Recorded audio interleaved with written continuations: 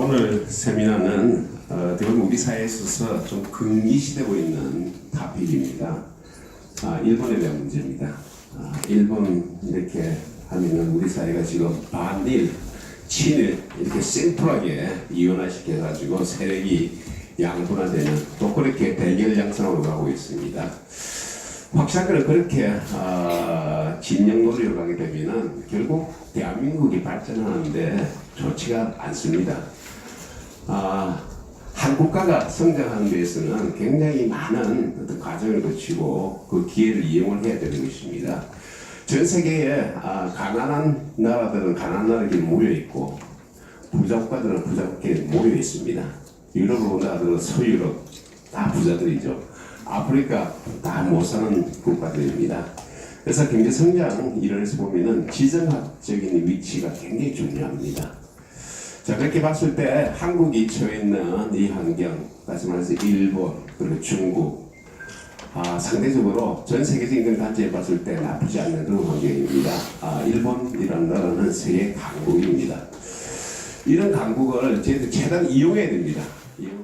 취지를 말씀하셨지만 제가 오늘 일본은 왜 잘 사는가라는 주제로 말씀을 드리도록 하겠습니다. 사실 외교에서 영원한 우방도 없고 영원한 적도 없다 그럽니다. 우리가 일본으로부터 식민지를 겪었기 때문에 일본에 대한 반일 감정이 많은 것은 사실입니다. 그러나 서양을 보면 프랑스와 독일은 수백 년 동안 서로 전쟁을 했지만 지금 EU라는 체제 하에서 같이 공존을 하고 있습니다. 마찬가지로 우리가 일본과 식민지를 겪었지만 외교적인 관점에서 봤을 때 우리가 중국과 러시아라고 하는 큰 나라들을 국경을 맞대고 있는 한반도 입장에서는 이 미국과 일본과 또 친하게 지내야 되는 것이 현실인 것도 사실입니다.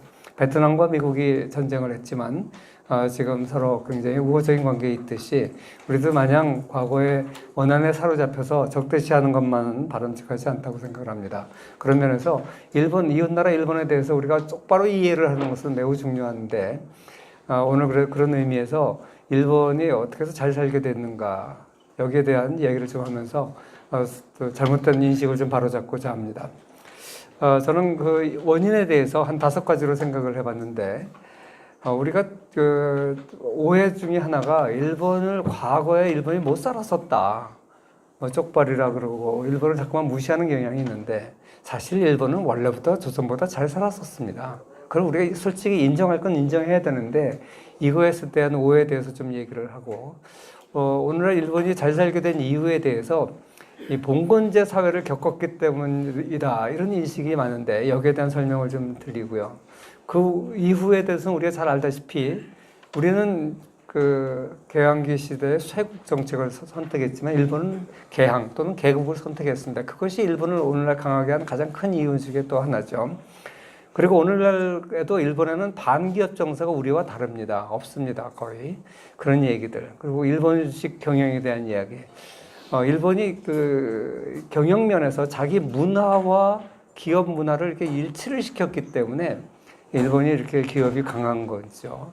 우리가 일부에서는 일본 기업을 어느 정도 따라잡았다, 일본을 따라잡았다 이런 얘기를 많이 하지만 사실 아직도 많은 부분들 일본으로부터 이 부품이나 주요 기술은 일본으로부터 의지하고 있습니다. 그렇게 일본이 이렇게 강할 수밖에 없었던 이유에 대해서 일본식 경영 얘기를 많이 하는데 거기에 대한 얘기를 조금 하도록 하겠습니다. 25분 만에 하기에는 너무나 큰 토픽입니다, 사실. 그래서 이걸 25분 만에 다 설명하려고 그러면 정말 겉핥기식으로 하는 수밖에 없는 것이 현실인 것 같습니다. 그래서 제가 자료는 상당히 많이 준비를 해왔는데 이걸 짧게 25분 만에 줄여서 얘기하도록 하겠습니다. 사실 여러분들이 나눠드린 자료는 여기 있는 슬라이드의 일부입니다. 사실 다도 아니고 그거를 가능한 한 생략할 거 생략하면서 20분 만에 말씀드리도록 하겠습니다. 지금 시간이 내가 시계를 보면서 이 시간 안에 가급적이면 하도록 하겠습니다. 지금 10시 15분인데 10시 한 35분까지 하도록 해보겠습니다. 일본이 과거에 우리보다 잘 살았느냐? 그거를 증명하는 방법은 여러 가지 방법이 있습니다. 학자들의 1인당 GDP 같은 거 계산해 놓은 것을 보여주는 방법도 있고 여러 가지 방법이 있겠지만 오늘 저는 일본을 방문했던 조선 통신사의 기록을 보면 일본이 확실히 우리보다 잘 살았었다는 것을 알 수가 있습니다. 1420년에 일본의 통신사로 갔던 송희경의 기록에 의하면 일본이 오사카 지역에서 이미 산모자가 하는 걸 보고 또 수리 관계 시설이 잘 갖춰져 있는 것을 보고 상당한 감탄을 하는 것이 나옵니다. 그리고 이미 그때 수력 자동 양수차를 활용하는 것도 목격했었고 퇴비 사용법도 널리 보급돼 있었고 이런 걸 보고 일본이 상당한 수준의 농업 생산성을 벌써 15세기에 갖췄었다는 얘기를 합니다. 대마도의 경우에 신숙주가 1443년에 왜구에 대한 교섭을 위해서 갔다 오고 나서 펴낸 해동 제국기에 보면 대마도에 대한 기록이 나오는데 대마도가 이 돌산으로 이루어졌기 때문에 농사 짓기도 어렵고 굉장히 가난했습니다. 그래서 조선에서 해마다 100석씩 대마도에 쌀을 내렸는데 이걸 새삼이라고 불렀는데 그거는 이제 대마도가 자꾸만 이제 왜구들이 출몰하는 곳이니까 이 왜구들을 좀 막으려고 그 당근 정책으로 쌀을 줬었던 것이죠. 그런데 그로부터 한 200년이 지난 1655년에 사신으로 갔던 남여김이 봤을 때 이 대마도가 무지하게 200년 사이에 부유해진 겁니다. 그걸 보고 이제 놀랐던 기록들이 나오고요. 그 다음에 이제 17세기 초에 갔던 이제 통신사들의 기록을 보면 임진왜란 이후에 잡혀갔던 6만 명 이상의 조선인들이 있었는데 이 사람들을 피로인이라고 피납당했던 사람이라고 피납당해서 사로잡혀갔던 사람들로 이 사람들을 어떻게 귀국시킬 것이냐가 이때 조선통신사의 중요한 외교적인 협의 안건 중에 하나였습니다. 그런데 이 사람들이 중에서 양반들은 일부 이제 돌아오기를 원했는데 나머지 사람들은 돌아오기를 원하지 않았습니다. 특히 뭐 장인들이나 인사기술자, 도자기 장인 이런 사람들은 일본에서 상당한 대우를 받고 있었기 때문에 돌아오지를 않았고 그 대표적인 사람들이 뭐 이삼평 같은 사람은 일본에서 이 도조로 도자기의 조상으로 추앙을 받고 있고 또 어떤 사람들은 일본 황실에 납품하는 장인으로 상당한 수준의 지위를 얻고 있었기 때문에 이 사람들이 돌아오려고 하지 않았다는 겁니다. 그리고 1607년에 통신사 부사 겸섬이 쓴 해사록에 보면 일본의 물산이 풍부하고 부유해서 상업은 중국과 같은 수준이다. 거리가 방정하고 여염집이 질비하고 시장에는 물화가 산처럼 쌓여 있고 뭐 이런 식의 묘사들이 나옵니다. 그리고 1624년에 갔었던 부사 강홍중이 쓴 동사록에는 일본인들은 질서를 잘 지키는 백성이다. 일본은 물력이 풍부하다. 산천이 아름답고 비옥하다. 비슷한 그 기록들이 계속적으로 많이 나오고 있다는 사실을 우리가 알 수 있습니다. 제가 지금 인용한 것은 조선은 왜 무너졌는가라는 책에서 지금 인용을 한 겁니다. 정병선 선생님은 그 교수님은 노동부 차관까지 역임을 하고 여러 대학에서 이제 총장도 하시고 뭐 여러 대학에서 강의도 하시는 분인데 이분이 이제 쓴 책에 이제 이런 일이 많이 나옵니다. 1764년에 영조의 당시에 통신사 조옴이 쓴 책에 보면 일본에서는 기술 수준도 굉장히 많고 발달해 있고 그리고 이 모든 규격화된 것에 대한 기록들이 많이 나옵니다. 사실 이렇게 통신사들이 많은 좋은 얘기들을 했음에도 불구하고 조선의 사대부들은 오히려 이 경제 성장 때문에 파생되는 문제점, 특히 사치, 음란, 나태 이걸 이제 부각시키면서 일본을 계속 문화적으로 저위에 있는 나라라고 폄하를 했던 것입니다. 사실 최근에 나온 중국의 그 중산대학 연구원인 박상희 연구원이 쓴 선비, 사무라이 사회를 관찰하다라는 책이 최근에 나왔는데 이 책은 1590년부터 1764년 사이에 기록된 35건의 자료를 기초로 해서 우리 조선 사회에서 이미 일본에 대한 어떤 인식을 했는지를 잘 설명해 주고 있는 책입니다. 이 책을 보시면 얼마나 일본이 이제 앞서 있었는지를 정말 그 조선 선비들 통신사의 눈으로 한 거기 때문에 정말 그 우리가 그 변명할 여지가 없습니다. 약 35건의 사료를 가지고 정리를 한 책인데 이걸 여러 섹션으로 나눠서 있는데 그 중에서 2장, 5장과 7장이 제가 이제 소개를 하려고 그러는데 사치와 번영이라고 하는 장인데 여기 보면 일본이 경제적으로 얼마나 앞서 있었는지 7장을 보면 기술적으로 얼마나 앞서 있었는지를 잘 얘기를 하고 있습니다.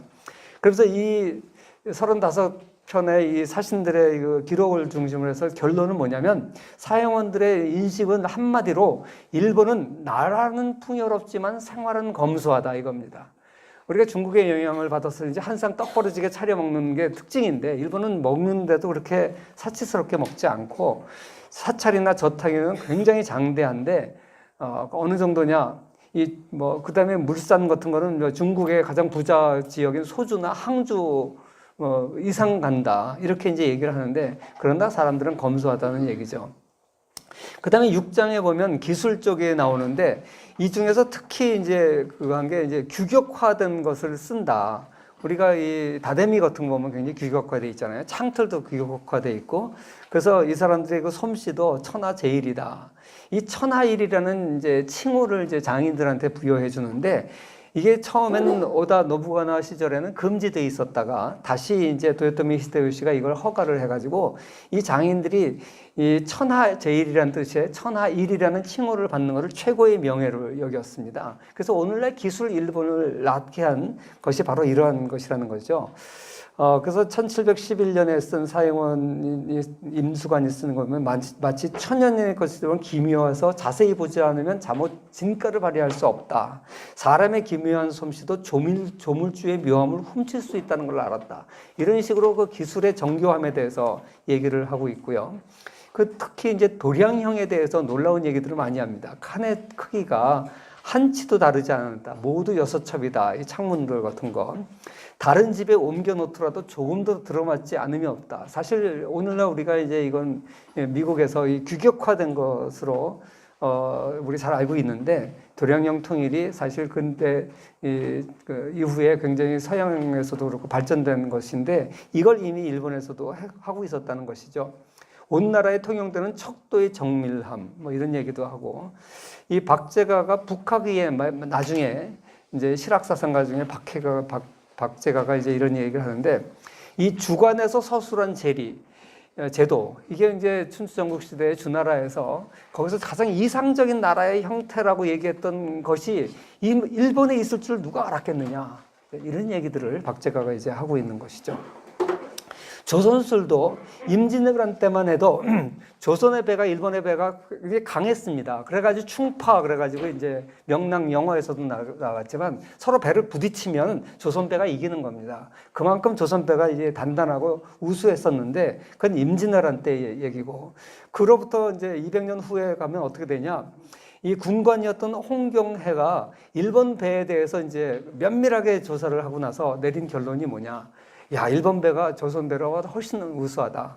그리고 일본인들은 이미 각국 배에 대해서 뭐라고 평가하고 있냐면 최고의 배는 네덜란드 배다. 그때 사실 17세기는 네덜란드의 세기였기 때문에 네덜란드가 대항해 시대의 최고의 패권 국가였죠. 그래서 최고의 배는 네덜란드 배고 그 다음 우수한 배는 중국 배고 남경의 배고 그 다음 일본 배고 조선 배가 제일 하칠이다. 이런 이제 평가들을 했었는데 이 군관인 홍경에는 누구보다도 이 조선술 군함에 대해서 면밀하게 이제 조사를 한 것이죠. 그래서 만약에 일본인들이 저 배에다가 다 병기를 실는다면 어느 나라도 당해낼 수 없을 거다라고 이제 평가를 할 정도로 일본의 조선술이 이렇게 놀랍게 발전한 사실을 우리가 알 수 있습니다. 그리고 1763년에 갔던 남욱은 일본 배에 대해서 뭐라고 그러냐면 일본이 섬나라라서 배를 말처럼 부린다. 배가 가볍고 견고해서 한 실올만큼 틈도 없다. 뭐 이걸 막으려고 천조가리로 우리는 물이 들어오면 막으려고 하는데 이런 것도 전혀 필요가 없다. 그러면서 옛날 임진왜란 때는 육지에서 싸우면 일본을 이길 수 없는데 바다에서 물리쳐야 된다. 이렇게 생각을 했었는데 이젠 바다에서 싸우면 이길 수가 없다. 육지에서 물리쳐야 된다. 이런 얘기를 할 정도로 일본 이제 배가 앞장섰고요. 그래서 사실 일본은 이 그전까지는 쇄국을 했고 뭐 나중에 개항을 했다 이렇게 생각하는데 사실 이 쇄국을 할 때도 이미 류큐 그러니까 지금 그 남진하의 그 열도에 있는 류큐나 조선이나 중국, 네덜란드 이 4개국과는 끊임없이 통상을 했다는 겁니다. 그렇기 때문에 일본이 그 이전의 쇄국이 완전한 쇄국이 아니라 열려 있었다. 그래서 일부 국가지만 통상하는 관계가 있었기 때문에 이렇게 계속 문묘를 수용하고 있었다 이런 얘기고요. 그 다음에 베이징의 석자 교수인 리 보중이 최근에 쓴 조청과 장부라는 책이 있습니다. 이 책을 보면 이 글로벌 히스토리로 동아시아를 이제 재조명을 하고 있는데 16세기에서 17세기 자본주의가 이제 막 싹을 튀던 이제 서양에서는 이걸 중상주의 시대라 그러는데 이 시대에 이 장부로 상징된 상인 무역의 발전, 그다음에 조총이라는 형태의 새로운 폭력, 이 두 가지 시각에서 동아시아 역사를 이제 조명한 베이징의 석좌 교수가 쓴 책입니다. 이 조총과 장부라는 책을 보시면 이 5장에 도구 그래가지고 이 초기 세계화 시대의 국제 무역 상품을 쭉 이제 열거를 하고 있는데 이 중에서 일본이 비단 도자기 설탕 면에서 중국의 가장 큰 시장이라는 겁니다. 그 수입처입니다. 이 조선에서는 비단을 그렇게 수입하지 않았는데 일본은 얼마나 많이 했냐면 16세기 일본의 비단 공업이 발달했지만 수요가 너무나 많아서 일본 자체 생산으로 충당을 못하는 겁니다. 어느 정도냐? 17세기에 일본은 중국으로부터 약 2,000에서 3,000kg 단의 생사와 사제품을 수입을 했다 그러는데 그러니까 일본이 사치하지 않으면 일본이 발전하지 않으면 이렇게 비단 수요가 많을 리가 없죠. 그러니까 엄청난 양의 비단을 수입을 했고 일본이 또 도자기를 많이 나중에 이제 임진왜란 때 도공들을 들여서 많이 생산했음에도 불구하고 17세기에 도자기를 얼마만큼 많이 수입을 했는지 75만 점을 1637년에 이제 수입한 기록이 나옵니다. 75만 점이면 어마어마한 숫자인데 그 다음에 설탕도 이 설탕도 서양에서는 이 대항해 시대 이후에 설탕의 맛을 알고 설탕은 최고 귀족들이 먹는 굉장히 사치품입니다. 나중에 이제 비싼 또 이제 동양의 이 차를 수입해다가 비싼 차에다가 비싼 설탕을 섞어 먹으면 부의 상징이었거든요. 근데 이 설탕을 일본이 얼마나 많이 수입을 해갔는지 일본의 저당이 거래된 주요 시장 중에 하나였다고 그러고요. 이 포르투갈인들이 중국에서 저당을 구매해서 일본에 팔았다 그래요. 그러니까 우리가 아는 거와 달리 이미 개항 이전에 막부 체제 하에서도 일본은 굉장한 수준의 생활 수준을 누리고 있었다는 사실이 여러 문헌을 통해서 이미 설명됩니다. 제가 5챕터를 한다 그러는데 한 챕터 하니까 이제 5분 남았다 그러네요. 너무 애초에 무리한 부탁을 한 것 같습니다. 그런데 뭐 한 가지만 더 생각나는 게 하면 은 같은 경우는요. 한때 일본이 세계 총 은 생산량의 20% 30%를 생산했고 가장 많을 때는 200톤을 생산했는데 우리가 다 알다시피 그 포토시 은관에서 한때 세계 60%를 공급할 정도로 이 스페인이 이제 중남미 대륙에서 어마어마하게 많은 은을 생산했지 않습니까? 그때 포토시 은광에서 생산한 게 254만 톤이고 세계 60%를 공급했다 그랬어요. 근데 일본이 한때 200만 톤을 생산했다 그러니까 일본이 은도 얼마나 풍부합니까? 그래서 일본 은 그러면 유명하지 않습니까?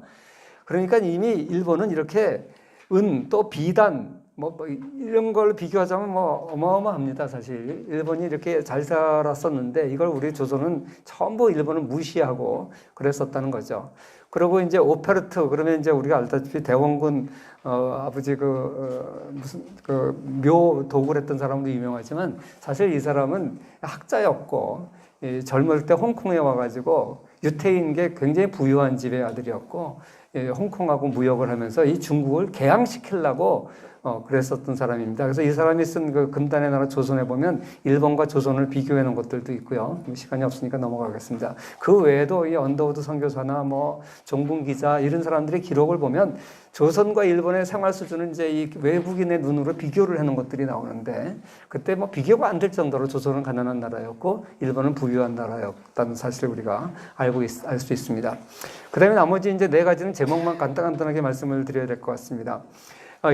서양이 동양을 극복하게 된 근대 시대에 극복하게 된 이유를 서양 학자들은 뭐라 그러냐면 봉건제를 서양은 겪었기 때문에, 즉 분권 사회를 겪었기 때문에 그렇다. 왕과 백성 사이에 중간인 귀족 계급들이 있어서 그것이 가능했다. 이것이 이제 계몽주의 시대의 서양 철학자들, 정치 철학자들의 견해였습니다. 근데 일본은 우리가 잘 알다시피 막번 봉건 체제를 가졌었죠. 물론 서양과는 약간 다릅니다만 이 막번 봉건 체제를 가지고 있었고, 그게 매우 이제 유럽과 유사했었다는 것이죠. 그래서 많은 학자들이 이제 거기에 대해서 중간 세습 귀족이 일본에 존재했었다는 얘기를 하고요. 존 파월슨은 부와 빈곤의 역사라는 책을 쓴 사람인데, 이 사람은 이 제도를 이익 집단 사이의 절충문이라고 보는데, 권력이 분산되고 균형되어 있지 않는 상태에서 제도가 만들어지면 굉장히 그 균형이 깨져서 우세한 집단이 모든 이익을 가져가는 제도가 만들어지기 때문에 그 사회 발전이 없다. 그런데 서유럽과 일본은 이 분권화 사회를 오랫동안 경험했기 때문에 이런 포용적 제도를 만들 수 있었다. 이제 이런 얘기를 하는데, 일본이 그런 면에서 오늘날 선진국으로, 또 일본이 18세기, 19세기 이후에 부강한 나라로 가게 된 것이 이 봉건 사회를 겪었다는 게 굉장히 중요하고요. 이 독천 봉건 시기에 어떤 면에서 농업, 제조업, 상업 면에서 어떤 면에서 이제 발전을 했었는지를 제가 간단하게 메모를 했고요. 그다음 넘어가지가 않네요. 시간도 없는데.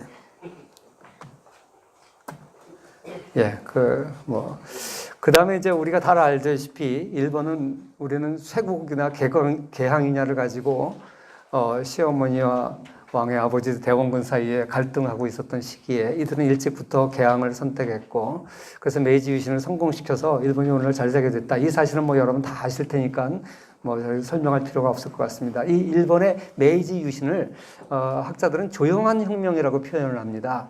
왜 그러냐면 서양의 혁명은 명예혁명은 비교적 그래도 좀 조용한 혁명이었지만, 프랑스 대혁명 같은 경우는 굉장히 많은 사람을 죽고 전쟁을 하고 했죠. 거기에 비하면 일본의 혁명은 조용한 혁명이라고 표현을 하고요. 그래서 이제 어떤 과정을 거쳐서 일본이 어떤 개혁을 했는지는 생략을 하겠습니다. 그 다음에 일본은 우리와 굉장히 비슷한 재벌도 있고, 재벌이 이제 메가더에서 해체되고 나서도 게이레이치라 그래가지고 재벌 비슷한 것도 만들었고, 우리랑 시스템이 굉장히 비슷해요. 그 다음에 우리나라보다 훨씬 더 재벌 기업들의 계열 기업이 훨씬 더 많습니다. 우리는 삼성도 100개도 안 되는데 일본은 100개 넘는 재벌들이 많고, 이렇게 비슷하고 여러 가지로 비슷함에도 불구하고 일본은 반기업 정서가 없다는 것이 학자들의 일반적인 견해입니다. 정신성 교수라고 일본에서 이제 일본 경제사를 전공한 교수인데, 최근에 쓴 논문이 그 세 사람이 글을 모아서 이 책으로 나왔어요. 반기업 정서, 미국과 일본에서. 두 편은 이제 미국의 반기업 정서에 대해서 썼고, 한 편은 이제 정신성 교수가 일본의 반기업 정서에 대해서 썼는데, 그 사람 결론은 뭐냐면 일본에는 반기업 정서가 없다. 오히려 기업 친화적 정서가 많다. 그러면서 역사적으로 일본에도 잠시 반기업 정서가 있었던 적이 있었다. 그런데 그거는 일본이 태평양 전쟁을 앞두고 일시적으로 미쓰이 재벌이 일본의 정책에 반대해서 일본의 엔화 평가 절상 정책을 회사의 손해를 막기 위해서 이제 은을 사고 그랬던 이제 적이 있었는데, 이것 때문에 이제 반기업 정서가 잠시 있었고, 그렇지만 일본은 금방 이 반기업 정서를 극복했다. 그런 내용의 논문인데, 그래서 그걸 제가 조금 이제 설명을 하려고 했었습니다. 그래서 쇼와 공황기면 이제 미국의 대공황 시기인데, 일본은 이때 근본위 제도로 가면서 굉장히 이제 긴축 재정 정책을 썼어요. 이것 때문에 이제 엔고 현상이 더 일어나고, 이 손해를 막기 위해서 미쓰이 재벌에서 이제 금을 사고 했는데, 이것 때문에 반기업 정서가 커졌다. 그 다음에 이제 군부가 이제 여기에 대해서 다른 나라랑 전쟁하고 하는데, 이 정상들은 돈만 벌으려고 이제 자기 이익만 추구한다. 이런 것 때문에 이제 반기업 정서가 잠시 있었는데, 금방 이제 이게 재벌들이 여기에 대해서 적절하게 이제 전향을 선언을 하고, 이 가족들을 경영해서 빼고, 근데 일본은 원래부터 가족 경영이 아니었어요. 재벌들이 다 소유는 하고 있었지만, 이 전문 경영의 체제가 일본은 굉장히 일찍부터 이제 자리 잡았었거든요. 그러니까 어차피 이거는 재벌의 전향이라고 일본에서 부르는 건데, 이거는 사실 어떻게 보면 이제 정치적인 쇼다. 원래 그랬었기 때문에, 그래서 이런 과정을 통해서 일본은 이제 반기업 정서를 상당히 이제 진정시켰고, 그래서 일본은 오늘날 기업 친화적이지 오히려 반기업적이지 않다. 이제 이런 얘기를 이제 소개하고 있습니다. 거기에 대한 얘기를 제가 했고요. 마지막으로 이제 일본이 특히 이제 조립 산업에서 일본이 굉장히 강하죠. 기초 공업 면에서도 굉장히 강한데 우리가 알다시피 2차 세계대전 때 이미 뭐 항공모함을 만들었던 세계 최초로 항공모함을 만들었던 기술을 가진 나라입니다. 일본이. 그러니까 뭐 다른 건 말할 것도 없는데 2차 세계대전 이후에 전쟁의 폐허 속에서 전자산업, 자동차 산업, 각 산업들 다 일으켰는데 특히 전자산업하고 이 조립산업인 자동차 산업에서 엄청난 강한 이제 일본식 경영을 했죠. 그래서 일본이 이제 경영의 특징은 이제 종신고용, 연공서열제, 기업노조 이걸 신종의 3기라 그러죠. 이 기자는 그릇 기자라서 세 가지 수단이라는 뜻이죠. 그래서 이런 미국식 경영이나 서구 유럽식 경영하고 전혀 다른 체제의 일본적 문화에 맞는 이제 제도들이죠. 그래서 한때 1970년대, 80년대 일본과 독일이 이제 미국을 대체하는 패권국가로 이제 발전할 거다 이런 이제 소리가 한참 나왔을 때 이 일본식 경영에 대한 관심이 굉장히 많았었습니다. 그래서 오늘날은 일본도 결국 이제 미국식 경영 쪽으로 많이 이제 바뀌어가고 있는데 이 일본식 경영이라고 하는 일본 독특한 특유의 경영 제도를 만들어 가지고 일본이 이렇게 강한 나라가 됐는데 제가 이제 마지막으로 한 가지만 얘기하면 일본의 하청 제도를 보면 일본은 이제 상당히 중요한 부품까지 다 하청 기업에 맡겨요. 반대로 미국은 이 하청 기업은 이 하청을 하는 기업들이 언제 어떤 식으로 모 회사 원청사의 이제 기회주의적 행동을 할지 모르기 때문에 그걸 견제하기 위해서 중요한 부품은 자체 생산을 합니다. 그러니까 하청 비율이 미국은 낮고 일본은 높아요. 근데 한국은 중간 정도 돼요. 그러니 일본은 하청 기업과 모기업 사이에 굉장한 그 인간관계와 이 신뢰관계가 형성이 돼 있어서 하청 기업에 맡기더라도 부품이 워낙 하자가 없기 때문에 조립 산업이 강할 수밖에 없는 거죠. 근데 마지막으로 이제 제 재미로 이제 미쓰비시 하청 기업 사장의 자살 사건 하나만 소개를 하겠습니다. 이 사진에 나온 인물은 전혀 본인하고 관계없는 그 재미로 제가 넣은 그림입니다. 이 미쓰비시 자동차 그럼 우리 현대자동차로 한국에는 잘 알려져 있어요. 사실 현대자동차는 미쓰비시랑 이제 계약을 맺어가지고 이 미쓰비시의 기술을 받아왔기 때문에 그런데 이 미쓰비시 그 자동차가 한번 리콜을 당한 적이 있습니다. 근데 지금은 뭐 미쓰비시 자동차가 어디랑 흡수됐죠. 합병되어서 이제 이름이 없어졌지만, 그러니까 이 미쓰비시 하청 계열사의 사장이 자살을 했는 사건이 있었는데, 왜 그러냐면 이제 리콜 당해가지고 그 손해가 나니까 미쓰비시가 조사를 해보니까 그 하청 회사에 그 조그만 부품 하나 때문에 그 결함이 나타난 거예요. 그래서 그 회사한테 이제 자기네들도 이제 어느 정도 보상을 좀 해라. 그러니까 이 사장이 자결을 한 거죠. 근데 일본 사람들 자결하면 진짜 죽잖아요. 한국 사람들은 맨날 미수에 그치는데, 근데 이 자결을 했는데 그 이유가 뭐냐? 억울해서 자결한 게 아니에요. 자기 할아버지가 이 회사를 만들어서 미쓰비시와 오랫동안 평생 동안 좋은 관계를 유지했고, 그래서 이제 미쓰비시의 덕을 많이 봐서 자기 아버지 때에 한 번도 평생 이런 불명예스러운 일이 없었는데 내 때에 와서 내가 관리를 잘못해서 이 미쓰비시 회사에 큰 누를 끼쳐서 나는 목숨으로 사죄해야 한다. 그러면서 자결한 거예요. 그러니까 그런 기업을 우리가 어떻게 당합니까? 그러니까 제가 이거 아주 오래된 사건인데 이걸 신문에서 보고 야, 진짜 이런 정신으로 하청 기업과 원청 사이에 관계가 맺어져 있으니까 정말 일본 기업을 이기기 어렵겠다. 근데 일본에서 왜 이렇게 하청이 발달되어 있느냐에 대한 여러 학자들의 견해가 있습니다. 뭐 그걸 제가 소개시킬 시간은 없는데 아무튼 일본이 강한 이유를 제가 5가지로 소개를 했습니다. 첫째, 원래부터 잘 살았다. 둘째, 일본은 개항을 했기 때문에 잘 살았다. 그 다음에 셋째, 일본은 반기업 정서가 없다. 그리고 일본은 이렇게 그 문화적으로 자기 문화에 딱 맞는 경영 체제를 만들어 내 가지고 잘 살게 됐다. 그 다음에 이제 제가 두 번째 한 건데 봉건세를 겪으면서 일본은 지역적으로 균형 발전을 했다. 그리고 이 절대주의 왕권을 견제하는 지방 세력들이 많이 있어서 각 지방이 균형 있게 발전을 했다. 이렇게 5가지로 일본의 발전 원인에 대해서 설명드렸습니다. 자, 마치겠습니다. 네, 제가 지금 시간에 말씀드리고자 하는 것은 작년 10월 30일 한국 대법원 판결을 큰 문제가 말씀드렸던 것처럼 징용은 44년 9월부터 시작되었죠. 85년 3월경에는 미 공군이 현해탄을 장악하기 때문에 더 이상 일본군의 동원이 어려웠습니다. 따라서 실질적으로 노동동원이 지문의 형태로 이뤘던 것은 45년 3월 내지 4월경이라고 할 수 있습니다.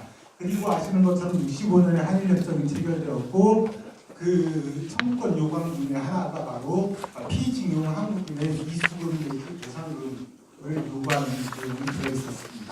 물론 그 뒤로 75년에 박정희 정부하에서 사망자에 대해서 그 당시 돈으로 30만 원, 그리고 2005년 이후에 노무현 정부하에서 사망자에게 차별 지급을 하는 보상금을 2차례에 걸쳐 지급을 했습니다. 그리고 또한 아시는 것처럼 결국에는 2018년에 작년에 바로 이 문제가 한일 간의 가장 뜨거운 문제로 부각되게 되었습니다. 이러한 전개에 대해서는 다들 아실 거라고 생각합니다. 이러한 판결의 근거가 된 것은 다름 아니라 역사학계, 다시 말해서 한국사학계의 주도적인 견해, 그리고 일본의 소위 양심 세력, 양심적인 진보 세력들의 견해에 따른 것이었습니다. 그리고 또한 그것이 국민적인 한국민의 상식이 되었습니다. 저는 그것을 일종의 반일 민족주의 내지 반일 종족주의다라고 생각합니다. 다른 말로는 간단하게 그 노동을 강제 동원이라고 학자들은 보통 이야기하고 있습니다. 그 내용은 단적으로 이야기해서 노예였다는 겁니다. 우리의 조상들이 바로 39년 9월부터 45년까지 73만 4천여 명의 일본으로 동원된 조선인들은 바로 노예였다. 왜냐? 끌려갔다. 예를 들어서 군함도에 나오는 첫 장면처럼 첫날밤을 치르려고 하는데 그것도 미처 못하고 헌병에 끌려갔다는 식의 그렇게 연행이 되어서 또한 노예처럼 일했다. 위험한 일본인들이 하지 않는 위험하고 힘든 일에 배치되어서 임금은 없거나 아니면은 민족 차별적으로 조선인들에게는 거의 주지 않거나 일본인에 비해서는 형편없는 돈을 벌었다. 그리고 또한 일상생활은 여러분들이 군함도에서 보신 것과 같은 사실과 다릅니다만 그러한 수용소, 나치의 수용소와 같은 생활을 했다고 하는 것이 학계의 통설이었고 그것이 또한 국민적인 상식으로 자리 잡았습니다. 또한 그렇기 때문에 작년에 대법원 판결과 같은 것이 가능했던 것이죠. 이러한 기업을 만들어낸 것은 1965년에 박정식이라는 일본의 조총련계의 연구자였습니다. 이 사람이 이 책을 조선인 강제연행의 기록이라는 책을 낸 이유는 다름 아니라 당시는 바로 한일 국교 정상화 회담이 마지막으로 다가서고 있었고 그것이 성공한다면 일본과 한국에 북한이 포위되기 쉽겠죠. 그렇기 때문에 그리고 바로 저 책이 일본 사회에 큰 파란을 일으켰고 또한 지금 2018년까지 근 60년 동안 변하지 않는 통설로 남아있고 우리나라 학계에서 수십 명의 연구자가 있음에도 불구하고 이 책을 넘어서고 있지 못하다는 겁니다. 일단 이 박정식 씨가 기원이 되었고 이러한 연구자들 박정식 이후에 최근까지의 노무현 정부하에서 과거사위원회에서 위원장으로 일한 분을 포함해서 그분들의 학계의 그러한 영향이 바로 우리 사회에서 교육계와 문화, 사회계 모든 곳에 영향을 끼쳤습니다.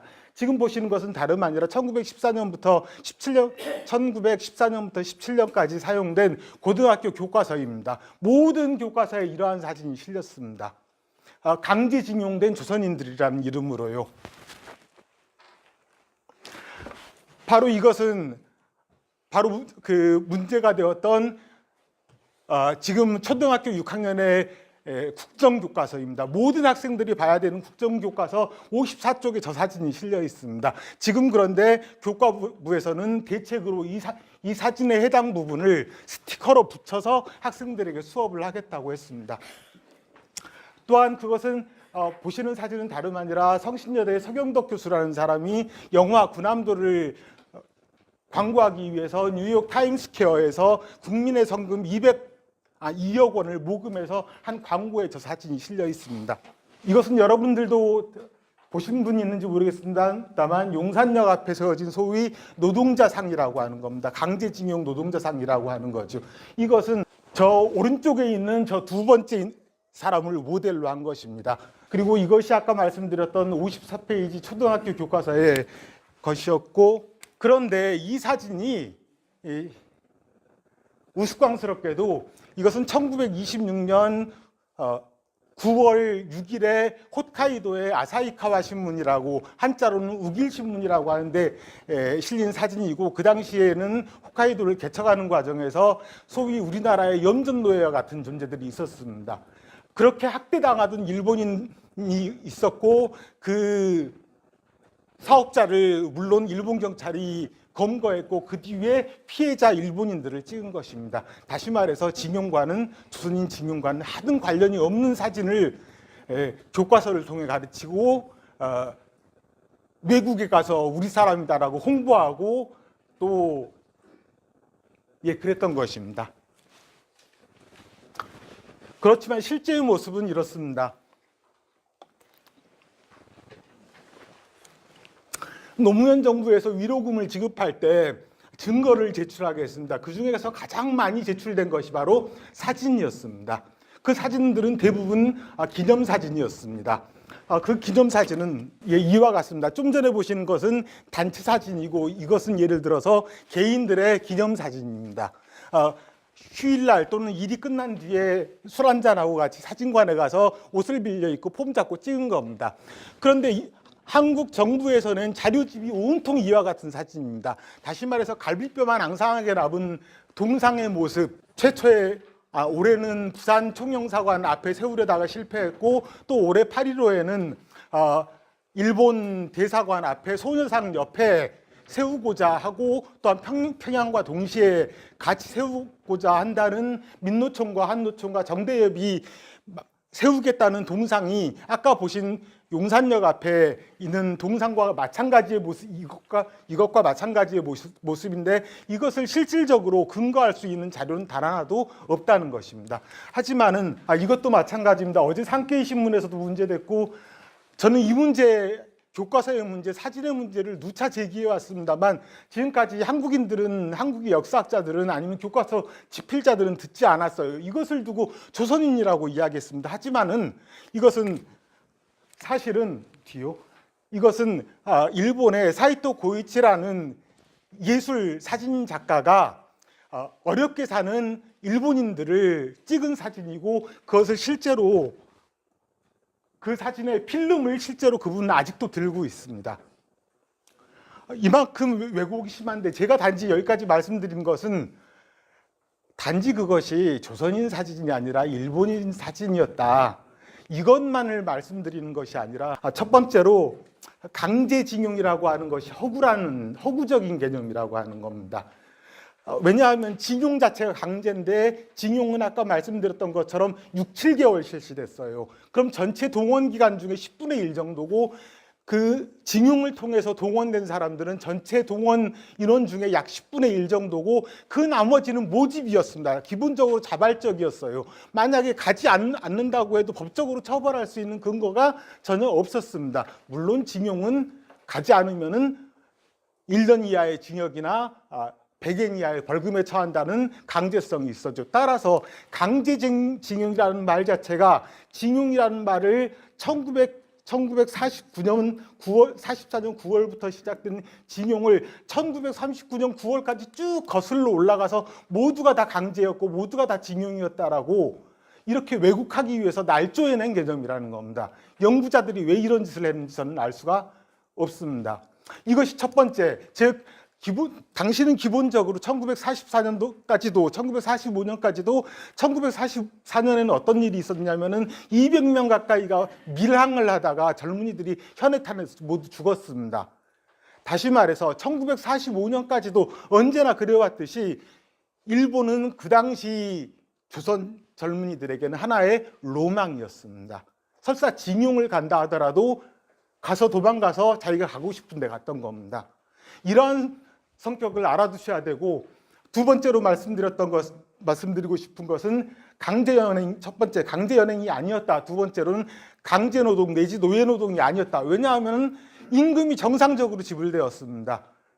그리고 그 증거는 제가 새로 발굴해낸 자료가 아니라 이미 임금이 지불되지 않았다고 주장했던 박경식 씨를 포함해서 그동안의 학자들이 발간해낸 자료를 쌓아보면 이렇게 되는데, 그들이 낸 자료 속에 자료를 잘 들여다보면은 그 안에 임금이 체계적으로 주어졌고, 두 번째, 일본인과의 차별은 없었다라는 것을 알 수가 있습니다.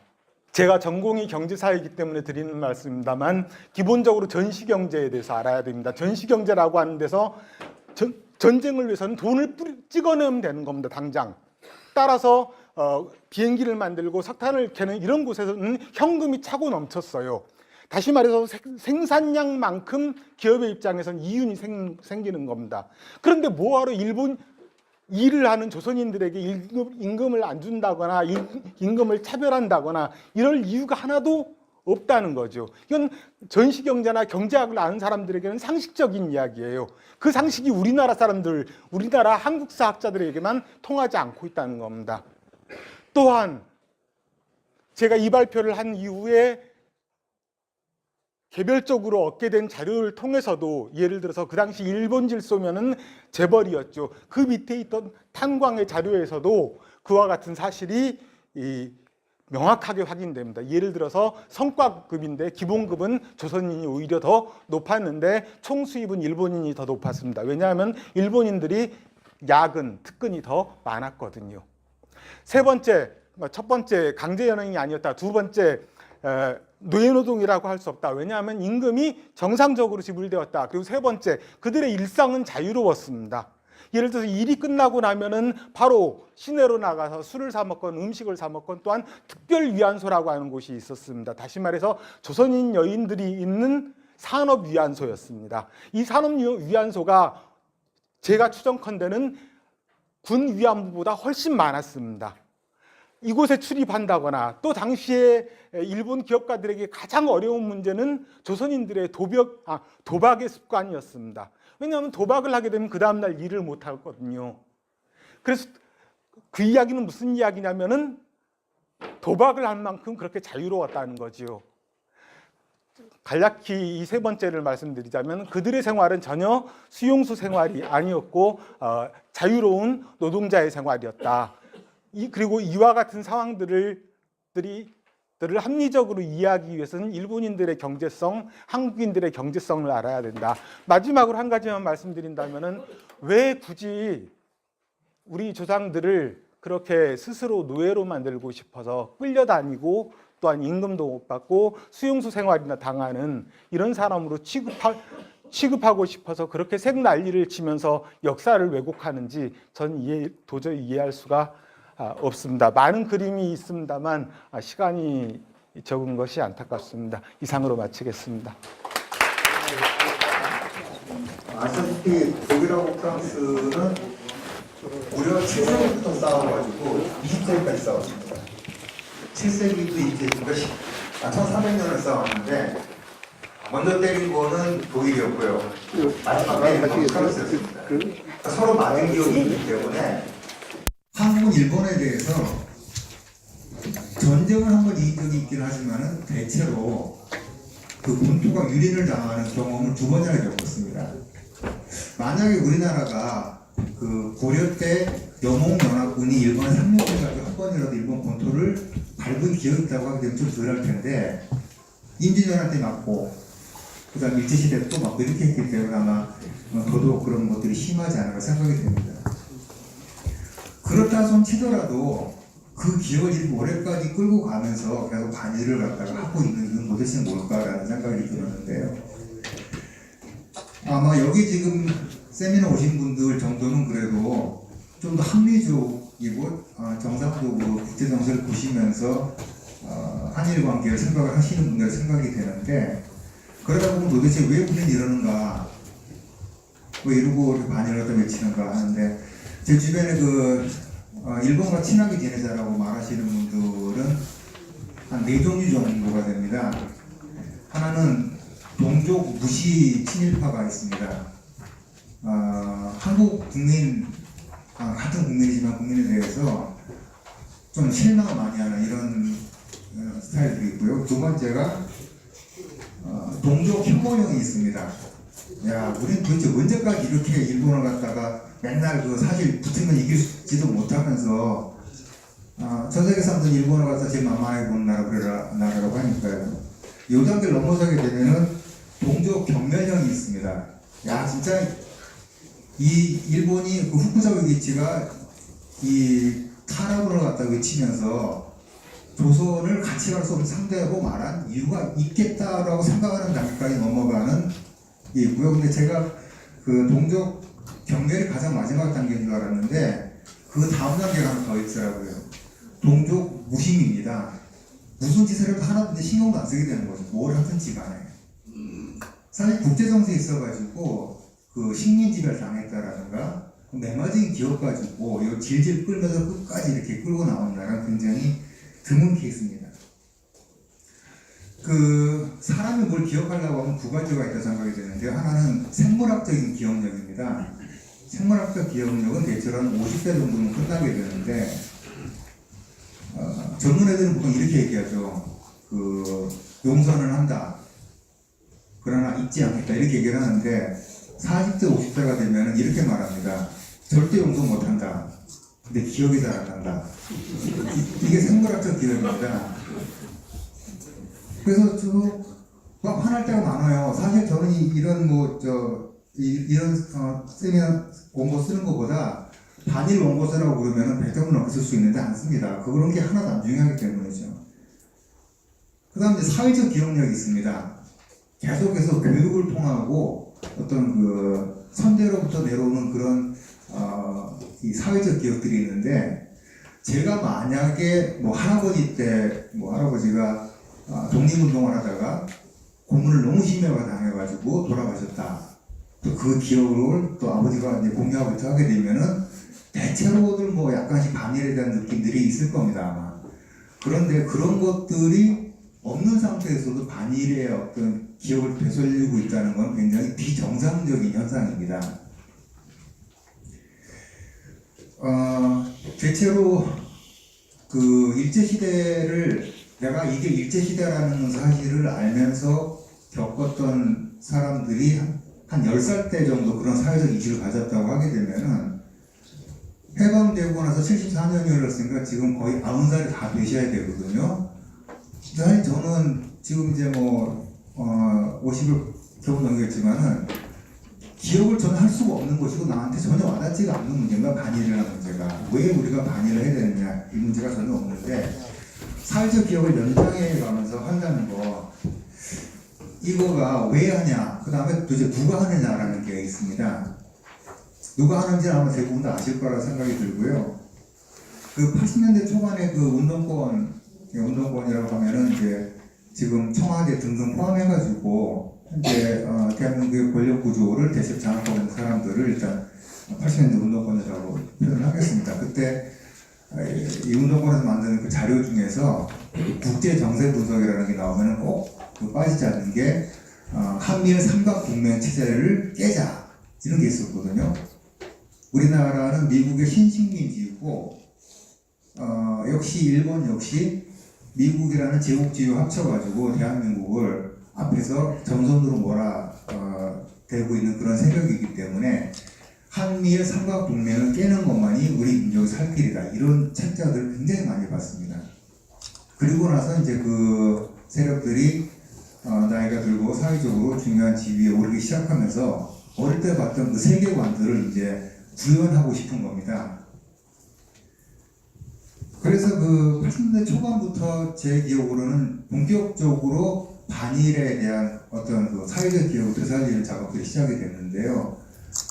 문학 잡지, 그 실천문학이라는 문학 잡지를 통해서 아마 제일 먼저 그런 게 나왔던 것 같습니다. 그러면서 저도 그때 그 책을 통해 가지고 그 박정희 대통령의 친일 그 창개명한 이름이 닭깎이 마서라는 책 처음 알았고요. 그 전까지는 그것 자체를 갖다가 환기시키는 그런 세력이 없었는데 80년대 딱 중반부터 반일이 본격적으로 시작이 됩니다. 이 얘기는 이제 그 지도부에서 그런 식으로 노선을 정하게 되면은 이게 어디로 가냐면 역사하고 교육으로 갑니다. 그래서 교육은 정교조로 갔고요. 역사는 역시 뭐 정교조가 관여가 되어 있긴 하지만은 뭐 역사 연구 모임, 전국 역사 교과서, 교사 연구 모임 이런 것들을 통해 가지고 반일적인 시각을 계속해서 주입을 하게 되는 겁니다. 그럼 이제 우리나라 현실은 실제는 어떠냐 하면은 작년 한 해 일본을 여행한 여행 계획이 750만이고 이렇게 많이 왔습니다. 20대 지금 청년들 이 세대는 반일 감정을 가질래야 갈 수가 없는 세대입니다. 심지어는 지금 어떤 대학생들은 6.25하고 임진왜란하고 어떤 게 먼저 말하면 헷갈리는 친구도 있다고 하거든요. 이거는 뭐냐면 사회적 기억이 이미 역사로 넘어갔다는 얘기입니다. 그래서 저는 학생들이 무식하다 생각하고 싶지 않고요. 나랑 솔직히 관계없는 얘기죠, 사실은요, 얘네들한테는. 심지어 이런 것도 물어봅니다. 예전에 광주에서 사람들이 죽었다면서요. 이런 얘기 하는데 어제가 그랬고 했죠. 4.3 해가지고 지금, 어디냐. 이 큰, 플랜카드 걸어놓은 것 같습니다.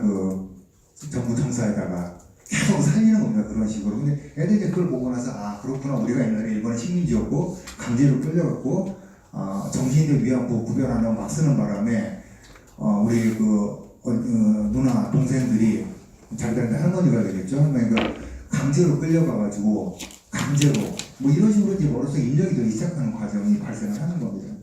대부분 다 사기라는 거는 다 알고 있는 사실들인데도 계속해서 그걸 주장을 하는 거고요. 이게 또 희한하게 먹히는 부분이 영화 파트입니다. 영화 쪽에서는 이제 반일이 일종의 그 흥행 코드 중에 하나로 자리를 잡았거든요. 2010년 중반기부터 보게 되면은 암살, 밀정, 덕혜옹주, 대장 김창수, 군함도, 말모이, 최근에 이제 유관순을 잡은 한것까지 이렇게 있는데 2015년도 암살은 1270만 명이 관람을 했습니다. 그러니까 밀정도 750만 명이고요.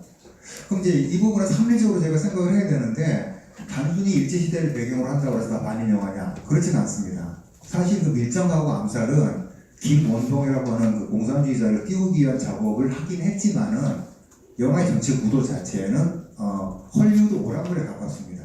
오락물에서는 반드시 선한 쪽과 악한 쪽이 명확하게 구분이 되고 선한 쪽이 악한 쪽을 어떻게 무너뜨리거나 뭐 이런 식의 구도가 되는데 그거 말고 보면 굉장히 간악한 구도로 만들어진 작품이 있습니다.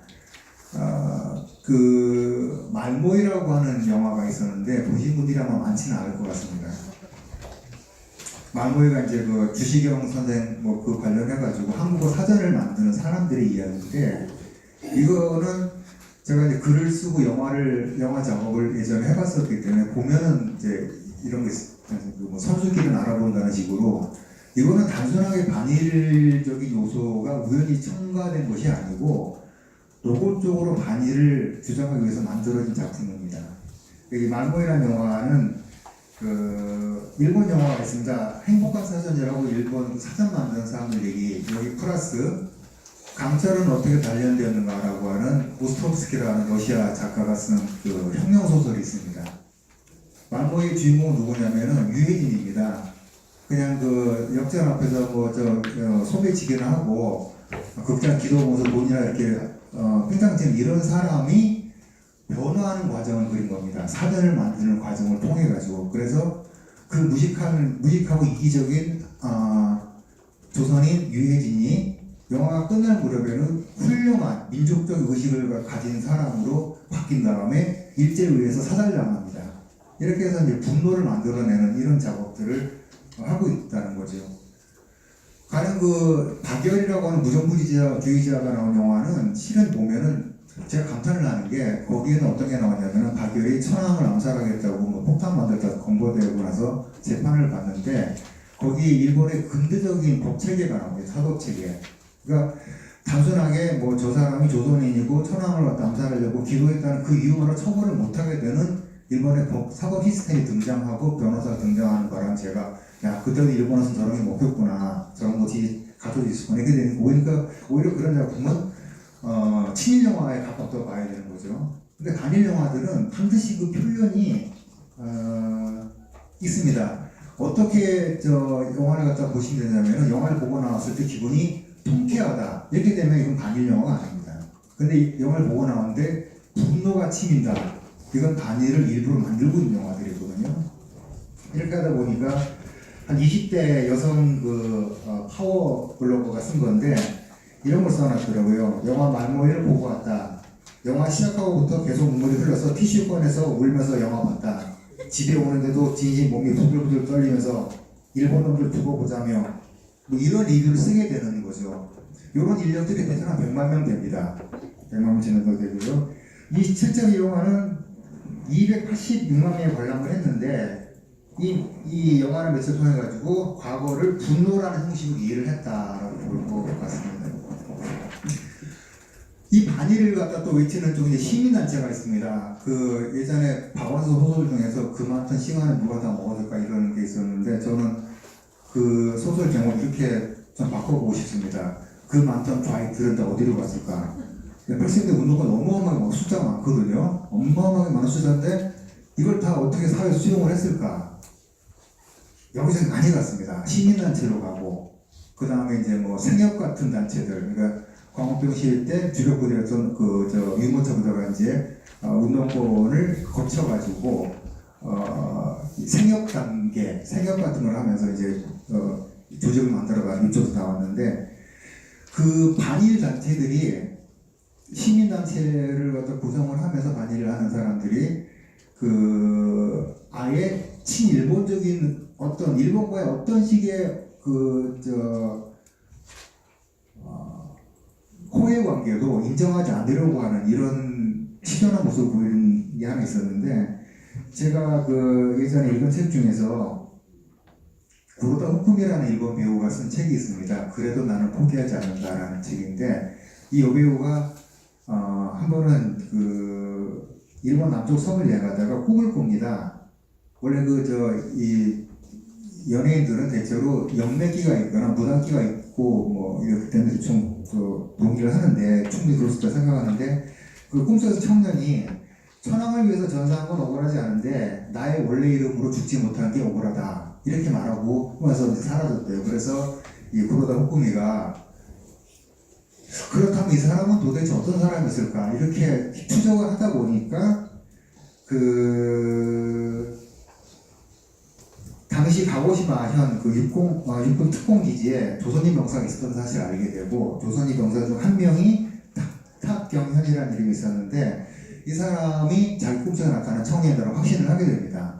그래서 자기 이제 바쁜 와중에도 한국 왔다 갔다 하면서 자료를 찾고 수송을 해가지고 이 사람 탁경현이 맞다 해서 이제 탁경현의 고향인 경남 사천에 위령기를 건립하고 제막식 행사까지 성대하게 치를 것을 약속을 다 받았는데 제막식 행사가 시작될 무렵에 사천 진보연대하고 광복회 경남지부 이 시민단체가 나타나가지고 반대를 하기 시작을 합니다. 근데 반대하는 논리가 너무 황당한 게 아마 탁경현 씨가 이것을 살아서 봤으면 기가 찼을 텐데 친일 부역자 전범에 대한 위령비를 왜 세우느냐라는 겁니다. 우리 대한민국 한국 국민이 끌려가고 혹은 뭐 자원이 필요할 수도 있겠지만 가가지고 일본 이름으로 죽었는데 그거마저도 인정을 안 하면서 전범이다 이렇게 하면서 그걸 막았습니다. 그래서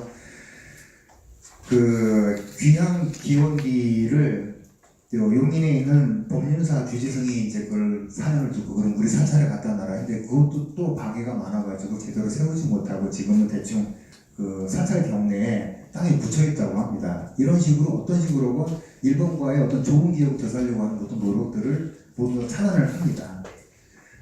이 구로다 후쿠미가 한국이 일본의 지배를 받았던 시절에 있었던 사실을 역사에서 사실 부정할 수 없다. 그런 사실을 인정하지 않고 하니까 스스로 역사 자본의 일부를 부정하는 자기 모순이 생겨난다.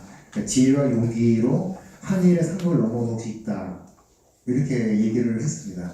이런 노력들을 계속해서 부끄럽게 만들고 있는 것이 지금 일부 반일 단체와 시민 단체들이 하는 일인 것 같습니다. 우리가 맨날 사과하라고 하고 그러는데 제가 마지막으로 베트남 얘기를 갖다가 하나 잠깐 드리려고 합니다. 우리나라 대통령 중에서 3명이 베트남에 가서 사과를 했습니다. 3명 하니까 대충 누군지 아시죠? 자, 생각해보시면 한 사람, 두 사람, 세 사람, 한만 세 사람밖에 없는데 베트남에서는 사과하지 말라고 그랬습니다. 처음부터. 그 92년에 대한민국하고 베트남 수교를 할 때부터 사과하지 말라고 미리 딱 찍었는데 가서 꼭 그렇게 얘기를 합니다.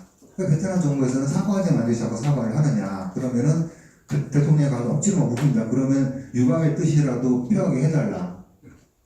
베트남에 사과를 안 받겠다는 건 두 가지입니다. 첫 번째, 왜 선수가 사과를 하느냐, 감독은 가만히 있는데, 우리는 승전국인데 왜 너네가 사과를 하느냐.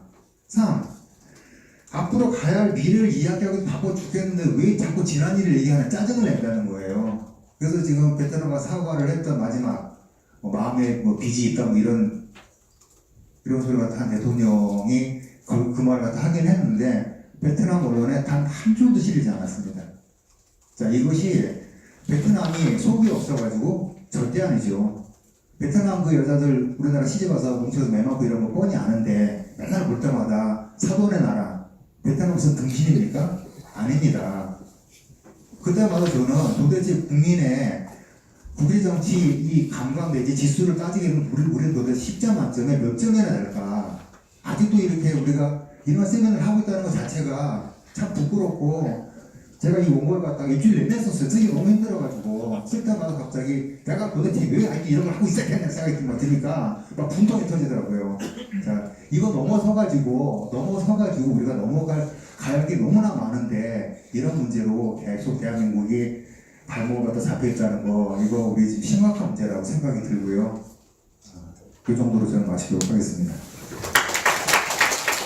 김승욱 교수님 그리고 이우영 박사님, 남정욱 대표님이 유익한 말씀을 들려주셨는데요.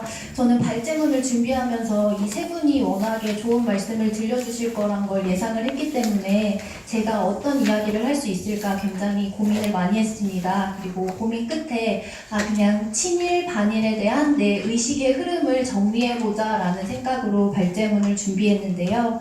그리고 제 발제문의 결론은 앞서 그 선생님들께서 말씀해주신 것과 결을 같이 합니다. 저는 우리가 일본한테 지배를 받았던 36년의 시간만 조금 잊어버리고 일본을 바라보면 일본한테서 배울 게 참 많다라고 생각을 합니다. 그래서 많은 분들도 여기에 공감을 해주실 거라고 생각을 하는데요.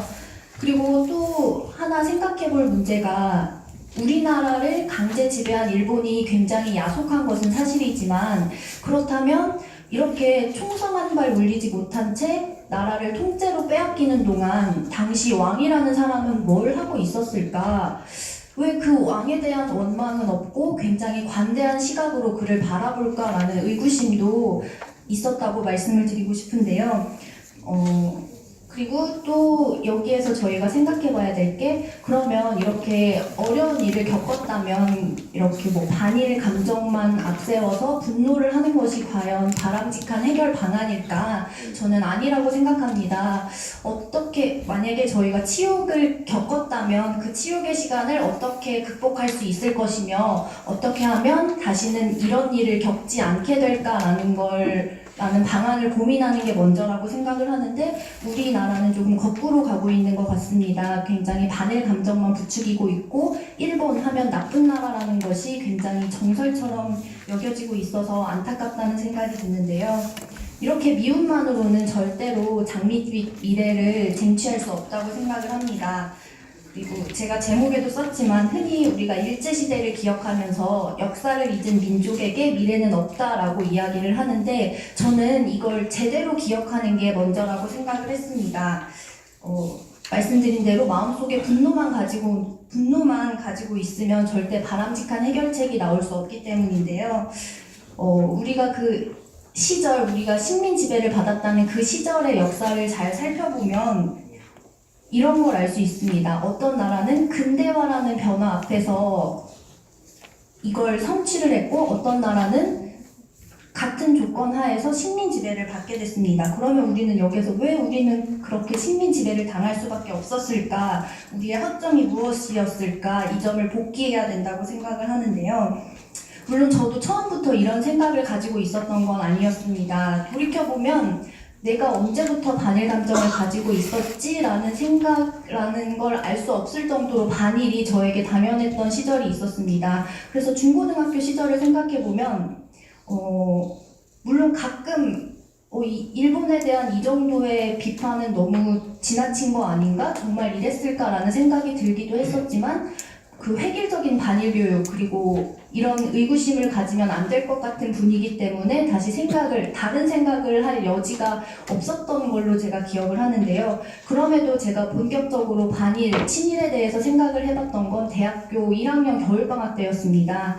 그때 제가 아리랑이라는 그 소설이 있는데 이 소설 10권을 방학 내에 다 읽어야겠다라고 결심을 하고 3권까지 읽었습니다. 근데 3권까지 읽고 그만뒀습니다. 왜냐면 좀 내용이 지루하기도 하고 더 읽어봐야 뭐가 있겠냐 싶어서였는데 그때 제가 느꼈던 건 내가 일제시대에 태어났다면 당연히 나는 독립운동을 했겠지라는 막연한 그 어렸을 때 환상이 있었는데 그러지 않았을 수도 있겠구나라는 걸 깨닫고 조금 충격을 받았습니다. 그리고 또 한 가지는 지금 21세기를 살고 있는 저한테는 1945년 8월 15일이 일제로부터 해방된 날이라는 게 너무나도 당연한 역사지만 그 시절을 살았던 사람들한테는 그게 그냥 적응하고 살아갈 수밖에 없었던 현실인 거잖아요. 그래서 그런 사람들한테 왜 독립운동을 하지 않았냐라고 질책을 하는 게 과연 바람직한 질문일까라는 의문을 처음 가졌었습니다. 그리고 그렇기 때문에 당시에 독립운동을 아무것도 기약을 할 수 없었고 언제 독립이 될지도 모르는 상황에서 독립운동을 했던 사람이 그렇기 때문에 굉장히 훌륭하다는 생각을 또 했습니다. 그래서 그때 이런 게 있을 수 있겠구나라는 걸 생각을 하고 또래 친구들한테 내가 뭐 생각을 해봤는데 당시 우리가 지금은 부역자라고 부르는 기업을 일군 사람들, 그 당시에 공무원 시험을 보고 관료를 했던 사람들, 그리고 일본어를 열심히 배웠던 사람들을 우리가 친일파라고 규정하는 건 조금 지나치지 않을까라는 얘기를 친구들한테 했었던 적이 있는데 친구들의 반응은 별로 긍정적이지 않았습니다. 그래서 이런 말을 함부로 하면 안 되겠구나라는 걸 깨닫고 시간을 보냈습니다. 그렇게 시간이 흘렀고 제가 가졌던 이 의문의 퍼즐이 맞춰졌던 건 제가 자유경제원에서 근무를 할 때였는데요. 그때 당시에 한 달에 한 번씩 역사 강좌라는 걸 하면서 조선의 역사를 제대로 배우는 그런 시간을 가졌던 적이 있습니다. 그리고 그때 알았던 놀라운 사실은 조선이 우리가 생각하는 사극 속에서 보여지는 그 조선만큼 아름답지 않다는 걸 깨달았었는데요. 사극 속에 등장하는 그 화려한 한복 그리고 고고한 선비의 모습은 사실 조선 말기의 그 모습과 일치하지 않는다는 것을 알게 됐습니다.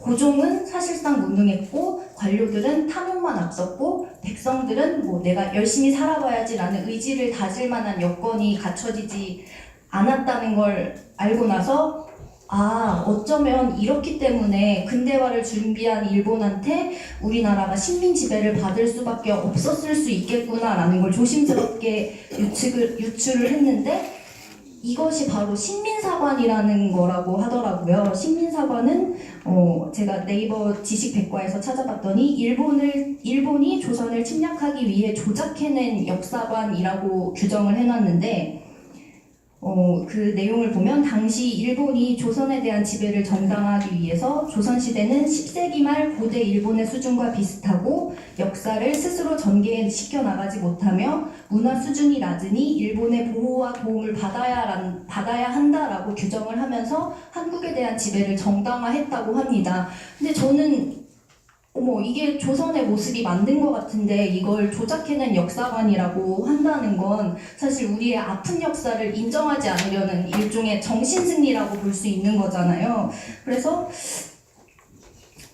물론 그 가슴에 사무치는 역사를 인정한다는 건 굉장히 어려운 일이지만 그 과정을 거쳐야만이 우리가 그걸 극복하고 조금 더 앞으로 나아갈 수 있는 건데 왜 그렇게까지 생각을 하지 않을까라고 의문이 들었었고요.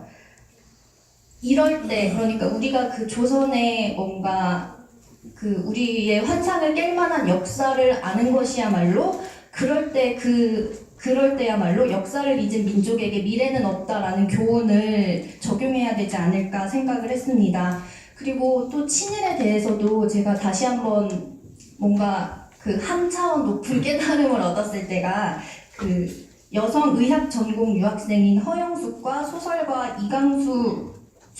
이광수의 삶을 다룬 태양의 천사라는 책을 읽었을 때인데, 그때 그 책을 보면서 당시 조선 청년 지식인들이라고 불리는 사람들이 그 일본에 대한 동경을 가지고 있었다는 걸 알게 됐습니다. 그런데 조금 약간 아이러니했던 건 일본의 문화를 즐기면서 이자카야에서 스시를 먹으면서 조선의 처지를 비관하는 게 약간 아이러니하게 느껴졌는데, 그렇다고 이걸 좀 친일로 또 매도하고 싶지는 않았습니다. 왜냐하면 그 사람들은 조선에서 경험해보지 못한 신문물을 일본에서 경험하면서 부럽기도 하고 설레기도 하고 한편으로는 뭐 어떨 땐 분노를 했을 수도 있고 안타까움을 느꼈을 수 있는데, 그 감정 모두를 그냥 존중해주고 싶다는 생각이 들었습니다. 왜냐면 그때 그러면서 배웠던 모든 것들이 결국에는 한반도의 발전을 이루는 자양분이 됐다고 생각을 하기 때문인데요. 또 여기에서 배울 수 있는 점은 그 조선 지식인들이 너무나 동경했던 그 일본이 처음부터 완벽한 모습은 아니었다는 점에서 우리도 희망을 가질 수 있다고 생각을 합니다. 일본도 역시 무지했던 시절이 있었고, 또 서양 열강들의 침범으로 불평등 조약을 맺는 굴욕을 겪어야 했고, 또 독립이라는 것이 시대의 가장 큰 과제였던 시절이 있었다고 합니다. 그렇지만 일본과 우리가 그 역사를 극복하는 과정에서 조금 차이가 났는데, 일본은 서양 문물을 바라보면서 우리도 저렇게 돼야지라는 결심을 하면서 그 선진 시민들을 만들어 나가는데, 그 대표적인 인물이 후쿠자와 유키치라는 사람입니다. 이 사람이 사람에게 태어날 때부터 빈부 귀천의 구별은 없다라는 말을 한 사람이기도 한데요.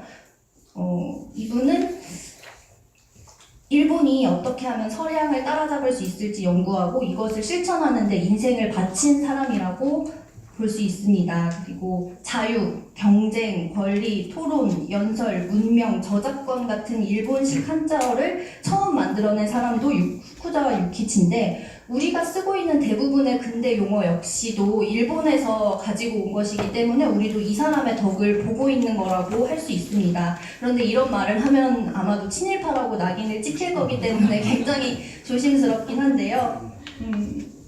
이 자유, 경쟁, 권리 정말 너무너무 중요하고 소중한 단어인데, 이 단어들이 이전에는 없었던 거라고 생각하면 굉장히 되게 아찔합니다. 그러면 그 전엔 이런 단어들을 어떻게 표현했지 싶기도 하고, 그리고 또 이걸 번역하면서 얼마나 많은 고민을 했을까 생각을 하면 굉장히 감사한 마음이 드는데, 일본 사람들은 그 후쿠자와 유키치의 이 고뇌를 굉장히 높게 평가하고 항상 감사함을 가지고 있습니다. 후쿠자와 유키치가 살았던 하급무사를 지낸 오이타현에 있는 나카스에 가면 그를 기리는 흔적을 곳곳에서 발견할 수 있는데요. 일본 최고의 고액권인 그 1만엔 속의 지폐 주인공도 이 후쿠자와 유키치입니다. 그리고 2004년에 일본에서도 화폐 개혁이 굉장히 대대적으로 있었는데, 이 1만 원권의 후쿠자와 유키치만은 바꾸지 않았다고 합니다. 그만큼 이분이 일본을 상징하는 대표적인 인물이라고 볼 수 있는데요. 저는 이걸 보면서도 우리가 누리고 있는 번영이 어디서부터 온 건지, 누구로부터 온 건지 알고 기념하는 일본인들의 태도가 굉장히 멋지다고 생각을 했습니다. 그리고 일본보다 조금 늦은 시기이긴 하지만 우리에게도 분명히 그 자유라는 개념을 선물한 사람이 존재함에도 그 사람에 대한 평가는 굉장히 절하되어 있습니다. 1948년 8월 15일 대한민국을 건국한 이승만 대통령 이야기인데요. 이승만 대통령 역시 대한민국을 자유민주주의와 시장경제 체제 국가로 만들기 위해서 여러 가지 노력을 했지만 어떻게 된 일인지 지금 그 번영을 누리고 있는 우리는 이승만 대통령에 대해서 그다지 감사함을 모르고 살고 있다는 생각이 듭니다.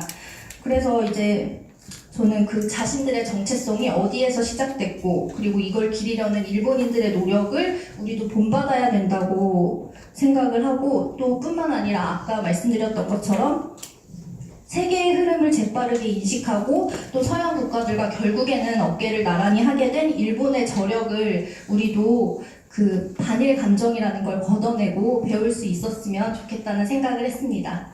발표 여기서 마치겠습니다. 감사합니다. 왜 그럴까에 대해서 뭐다 알고 계시지만 한번 조금 더 생각해 볼 필요가 있겠습니다. 도대체 왜 그럴까? 왜 이럴까? 뭐 암살이나 아까 말씀해 주신 밀정이나 말모이나 영화를 통한 분노, 그리고 이우연 교수님이 말씀해 주신 터무니없는 강제징용이라고 하는 선무당적 그 사회적 그 논란을 만들어내는 분노, 또 전국 곳곳에 소녀상을 만들어 놓고 징용자상을 만들어 놓고 위안부 관련된 문제를 불러일으키는 것. 지난번에 3.1절 기념식에서 문재인 대통령이 3.1 운동 때 14,000명이 죽었다고 그러더라고요. 지금 학계와 모든 지금 나라정보 국사편찬위원회 모든 데에서 700명 전후를 넘어선 예가 없습니다. 그런데 대통령 연설에서 14,000명이 학살당했다고 얘기를 하면서 마찬가지로 분노를 불러일으킵니다. 왜 그럴까? 왜 그럴까에 대해서 조금 생각해 볼 필요가 있겠습니다. 저는 이것을 일본 적대시 정책이라고 봅니다. 적개심 정책이라고 해도 상관없습니다. 일본을 적대시하는 정책, 일본을 적대하는 정책을 동원하는 것이다. 그것을 통해서 대중적 분노를 불러일으키는 것이다. 여기서 말하는 대중적 분노는 왜 필요할까요? 이 대중적 분노를 불러일으키는 궁극적 목적은 저는 명확하다고 봅니다. 그것은 현존하는 명백한 위협을 감추고자 하는 겁니다. 여기서 말하는 현존하는 명백한 위협이라고 하는 것은 한반도의 북쪽에 있습니다. 민족을 유린하고 문명을 파괴하고 폐쇄 국가를 만들고 인권을 짓밟고 악독한 전체주의적 독재를 유지하는데, 이 현존하는 민족의 문제, 현존하는 인류의 문제, 현존하는 위협의 문제, 현존하는 민족 유린과 인권의 처참한 파괴의 문제를 보지 못하게 하기 위해서 계속해서 반대편을 보라는 분노, 적개심을 불러일으킵니다. 문제의 본질을 보지 못하게 하기 위한 전체주의적, 파시즘적 수법입니다. 북한이 전쟁 안 일으켰습니까? 그런데 그 전쟁에 대해서 우리가 전쟁 사과 요구한 적이 있습니까? 배상 요구한 적이 있습니까? 12만 납치를 돌려받자고 해본 적이 있습니까? 5만 8천 명의 학살에 대해서 사과하라고 한 적이 있습니까? 이것은 철저하게 감추고 70년, 80년, 90년 전에 일본의 문제를 끌어들여서 지속적으로 국민적 분노를 불러일으키고 결과적으로는 인류의 문제이자 민족의 문제인 현존하는 명백한 유린과 위협을 감추고자 하는데 문제의 본질이 있습니다. 그것 때문에 실시하는 것입니다. 이것은 과거에도 지속적으로 있었습니다. 히틀러가 유대인을 적대시하는 것이나 모택동이나 김일성이 미국이나 일본을 적대시하는 것이나 모든 전체주의 국가, 모든 독재 국가, 모든 반문명 국가에서 늘 적대하는 존재를 만들어 놓고 그러기 때문에 자기가 지배하고 우리가 이런 체제를 유지해도 된다. 내지는 그 체제를 눈 감게 하는 방법이다라고 얘기할 수 있겠습니다. 이거는 굉장한 국제적 연대가 있습니다. 중국 역사를 보시면 중국의 지금 현대 중국 역사의 교과서를 다 보시면은 근대를 언제부터 근대라고 보겠습니까? 1839년 임칙서의 호문 쇠연이라는 표현을 쓰는데 임칙서가 아편을 불태우고 아편거래 상인들을 처형한 것을 가지고 현대의 시작이라고 봅니다. 적대 세력 내지는 외부 세력에 대한 도전과 그 세력에 대한 공격으로 근대의 시작이라고 보는 겁니다. 북한의 근대는 언제부터 시작된 걸로 알고 계시는가요? 1866년 제너럴 셔먼으로 시작하고 있습니다. 자본주의, 미국, 근대 서양 세력에 대한 공격을 근대의 출발로 보고 있습니다. 대한민국에서도 상당한 논쟁이 있었습니다만 일부에서는 미국과 항전했던 강화도의 신미양요를 가지고 근대의 출발로 본 예가 상당히 많습니다. 여기 지금 대한민국 현대사 박물관도 첫 장면이 신미양요로부터 시작하는 적이 있었습니다. 이 모든 것은 근대라고 하는 문명사, 기술사, 인권사, 민주주의, 자유라는 개념과는 보편가치와 상관없이 자기 체제를 전체주의 체제로, 파시즘적 체제로 만들고 그 파시즘적 체제, 가혹한 공산주의 전체주의 체제를 옹호할 목적으로 만들어지는 적개심이자 대중적 분노다. 이것은 이우영 교수님이 아까 말씀드렸듯이 왜 박경식이라는 사람이 65년에 조선인 강제징용의 기록을 냈는가도 다 동일한 목적의 국제적 연대의 차원이다 라고 보여진다라고 생각을 합니다.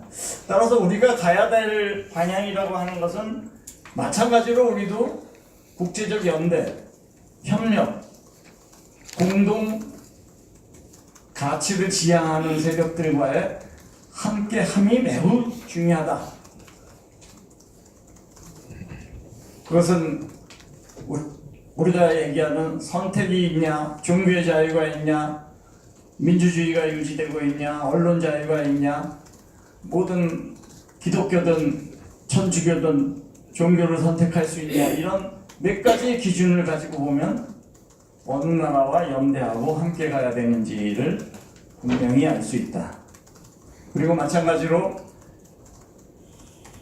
크게 우리는 반봉건이라고 하는 오랜, 지금도 계속 가야 될 부분이 있고, 반봉건이라고 하는 과제가 있고, 반식민이라고 하는 과제가 있고, 마찬가지로 현재 존재하는 명백한 위협이자 문명에 대한 유린, 민족에 대한 파괴가 진행되고 있는 공산주의에 대한 극복 문제, 다시 얘기하면 반봉건, 반식민, 반공산이라고 하는 가치의 일관성을 유지해 나가지 않으면 안 될 문제다, 이런 말씀 드립니다. 이상입니다. 오늘 이 기본적으로 발제 전체 주제인 반일, 친일 이 프레임에 갇히면 안 된다라는 문제의식과 반일 종족주의를 넘어서야 된다. 근데 전적으로 공감을 합니다. 그런 의미에서 매우 중요한 세미나고, 아까 모두의 우리 현진권 박사님께서 앞으로 이 논의가 시작이 돼서 논의가 많이 발전돼 나가기를 바란다고 말씀하셨고, 아무래도 첫 단추를 여신 분이 계속 그거를 좀 오늘 제기될 아마 또 제가 제기하려고 하는 이런 문제들을 받아서 더 발전시켜 나가는 사회적 논의가 이루어졌으면 좋겠습니다.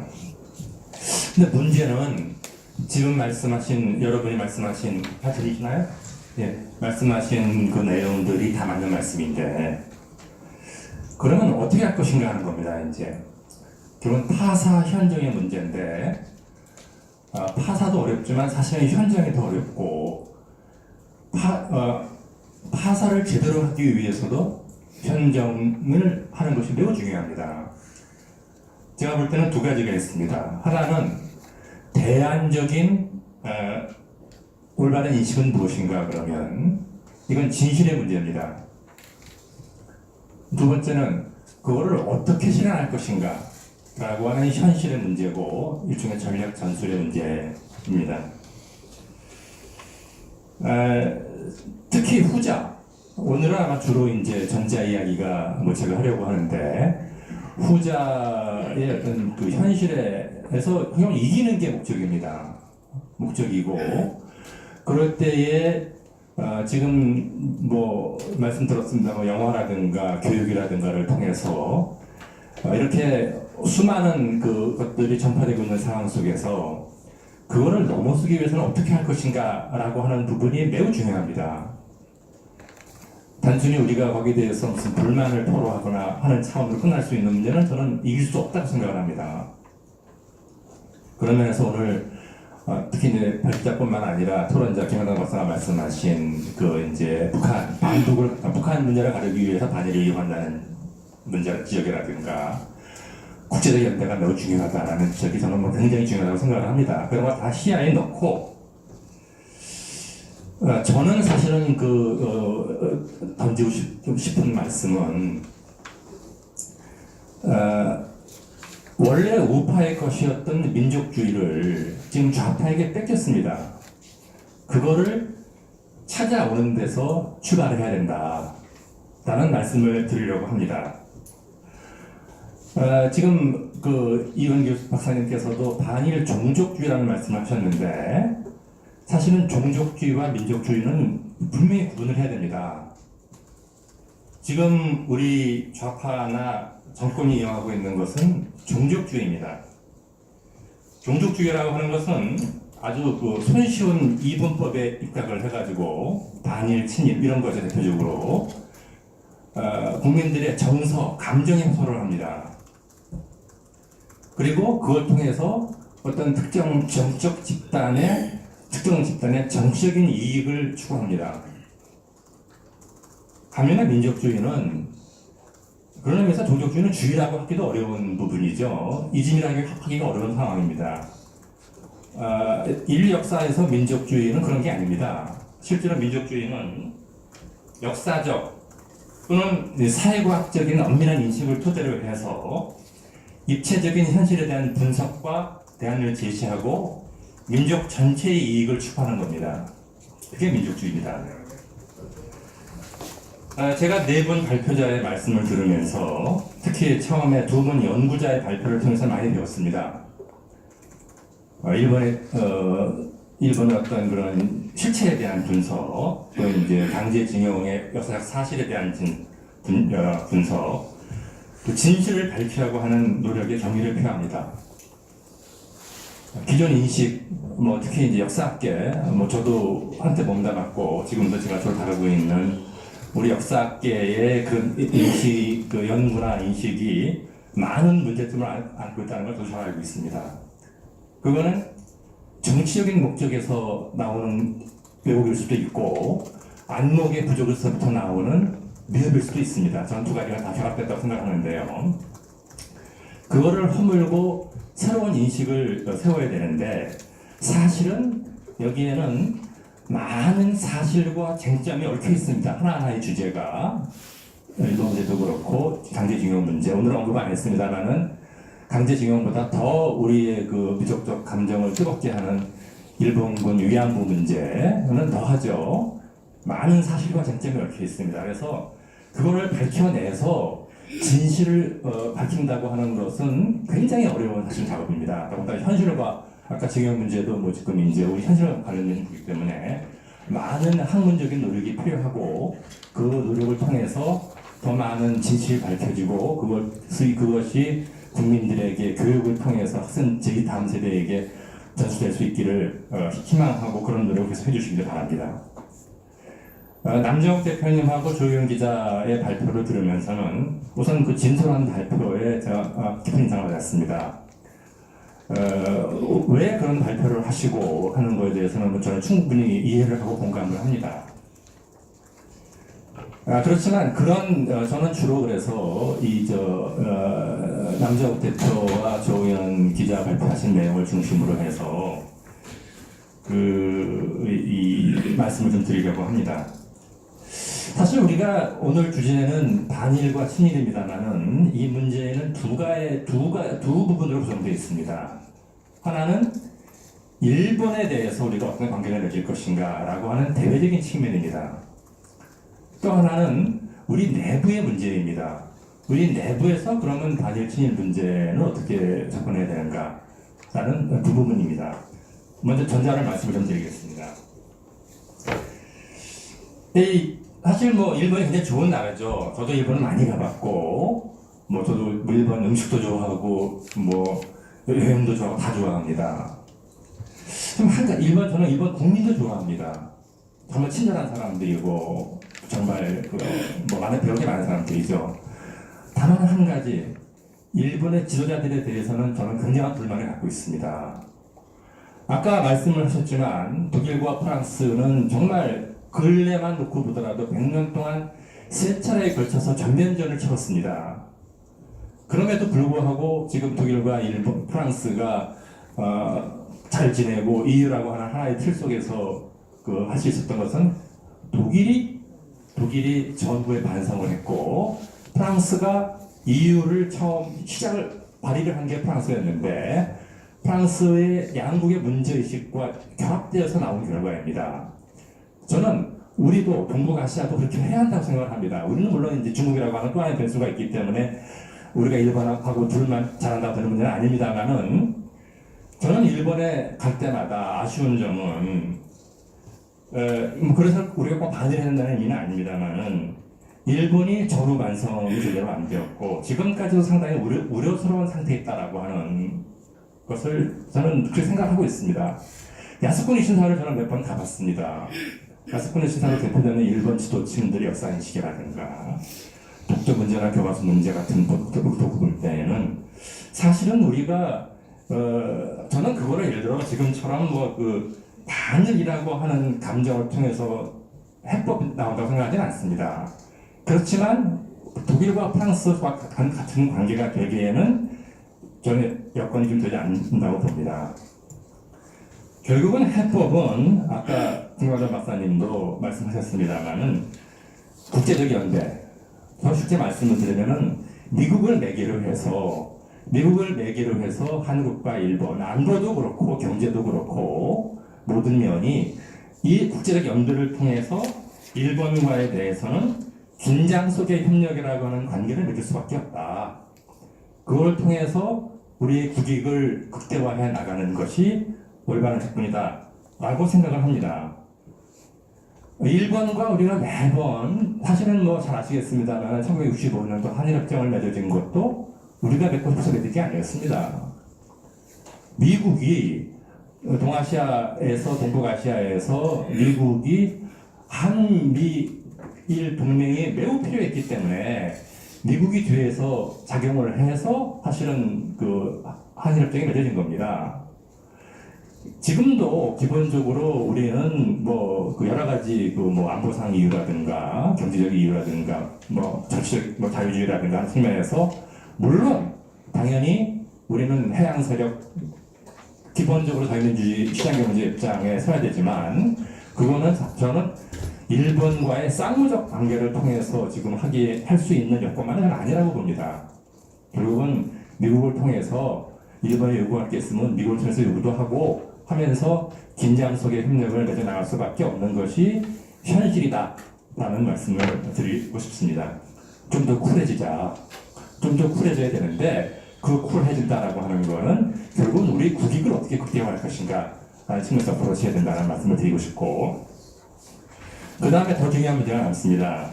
우리 내부의 친일 문제를 어떻게 할 것인가 하는 겁니다. 남정욱 대표께서는 사회적 기억과 역사를 구분하셨습니다.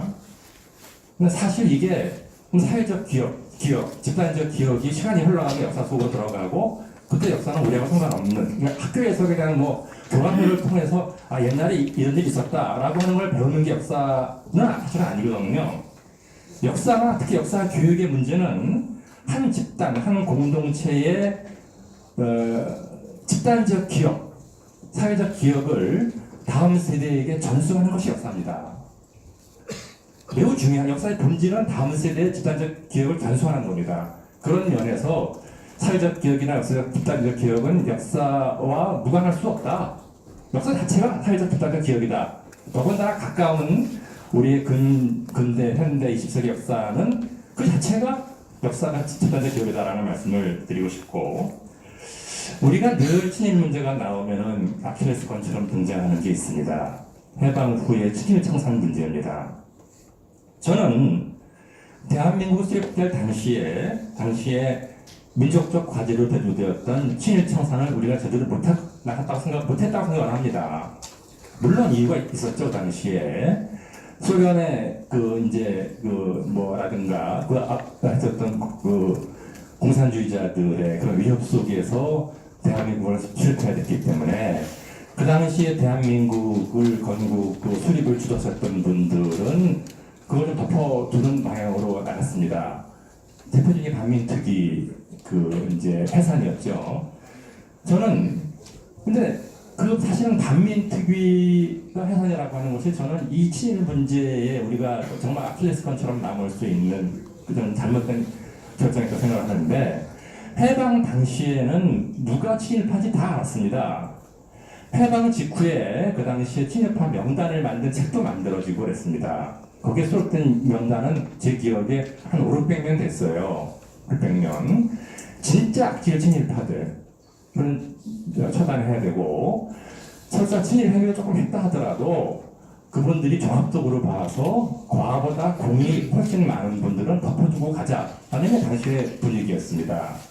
또 친일의 문제는 꼭 우파만의 문제가 아니었습니다.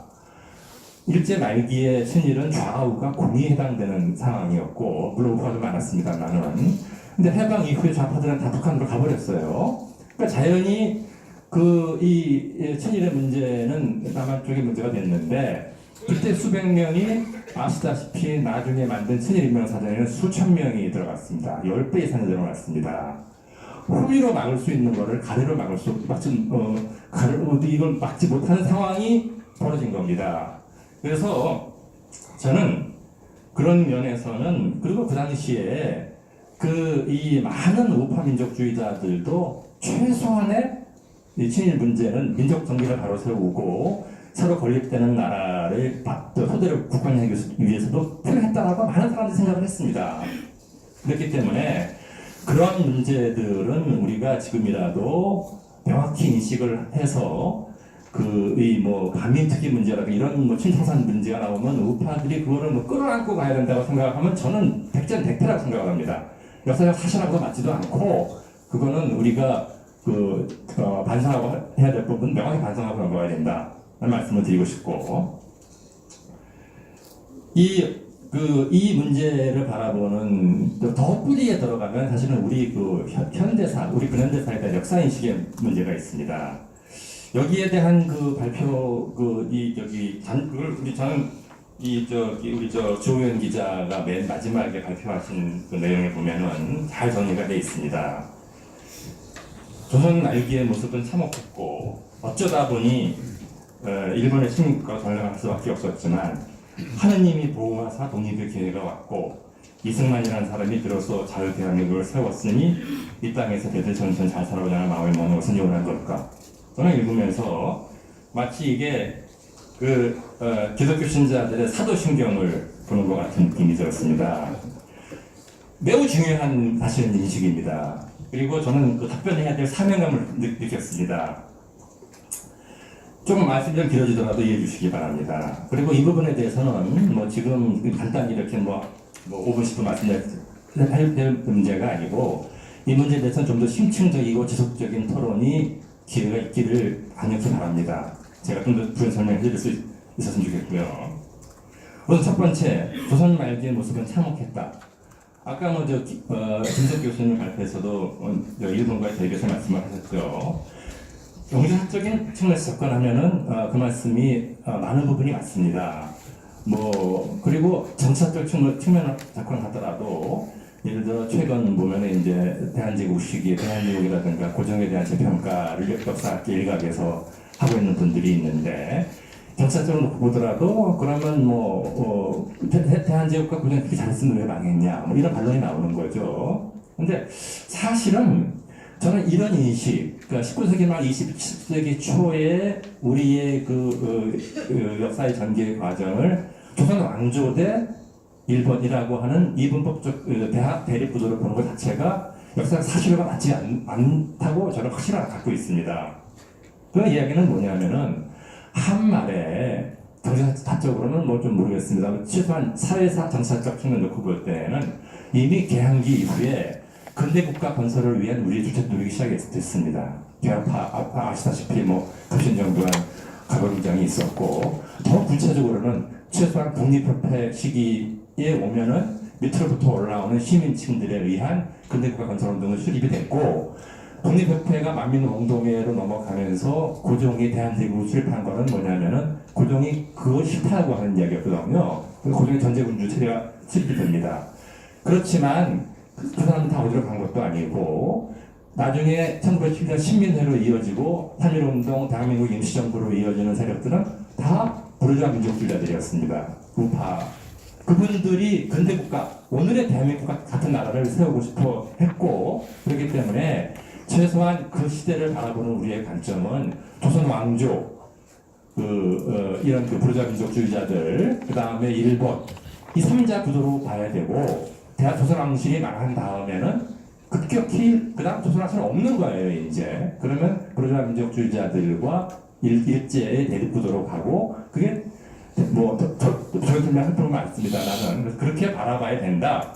그래서 그 흐름으로 보고 그 흐름이 이어지는 과정으로 봐야 된다는 말씀을 드렸고 두 번째, 어쩌다 보니 일본의 식민지가 됐다.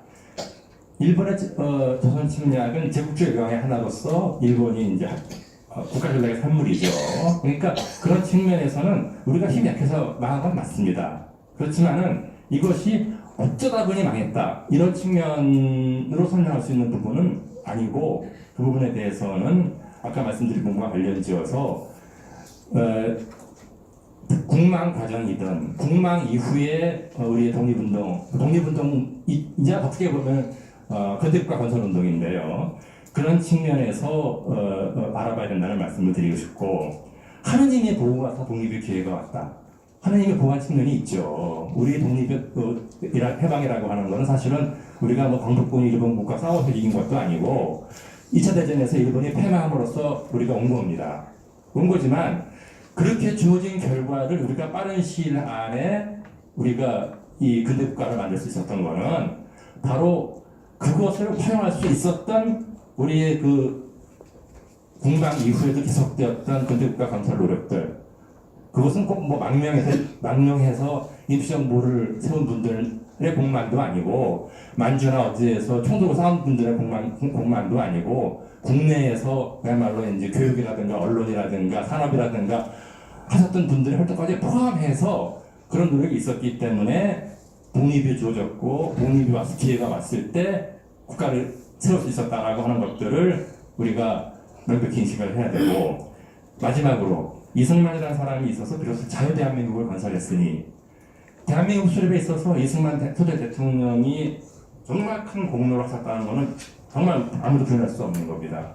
탁월한 국제 정치적 감각을 토대로 해가지고 다른 많은 정치 지도자들이 그냥 국내적인 그런 부과됐을 때 국제 정세를 읽고 어디로 가야 된다라고 하는 면에서는 명확하지만 혼자만이 한 건 아니고 그의 옆에서는 그를 도와서 만들었던 수많은 독립운동가 내지는 민족운동가들이 있었고 임정세력 가운데서도 많은 분들이 참여를 하셨고 그렇지만 그분들은 이제 예를 들어 세워진 나라의 여러 가지 아까 말씀드린 식량 처산 문제라든가 우리 국가의 어떤 그런 운영 방향이라든가 하는 데에 대해서는 생각들이 많이 달랐습니다. 이제 그런 분들이 사실은 저는 건국의 아버지들이라고 표현하는데, 우리나라의 미국의 건국의 아버지들도 파운딩 파더스도 복수지만 우리의 건국의 아버지들은 우리도 많습니다. 그 건국의 아버지들을 망각하고 이승만 대통령에게 그 공을 한 사람에 돌려서 잘못이다. 제가 오늘 아침에 저희 신문에 쓴 걸 혹시 보신 분 계신지 모르겠습니다만은, 임시정부에 대한 그 인식의 변화를 제가 오늘 아침에 한 페이지 썼습니다. 다시 한번 보십시오. 보면 1950년대 그 모든 독립운동의 공을 이승만 형에게 다 돌렸습니다. 돌리면서 빚어진 그것들이 저는 오늘 많은 책임이 있다고 생각을 합니다. 그래서 그렇게 했기 때문에 우파의 폭이 좁아들었고 우리의 인식의 폭이 줄어들었습니다. 그걸 저는 다스려야 된다고 생각을 하고, 마지막으로 이제 자유대한민국이라고 표현했습니다. 자유대한민국. 맞죠? 자유민주주의 체제 속에서 수립되었고 시장경제가 수립됐는데 1948년 8월 15일 날 출범한 대한민국은 자유의 대한민국이기도 했지만 공동체의 대한민국이기도 했습니다. 여러분, 제한헌법을 잘 읽어보십시오.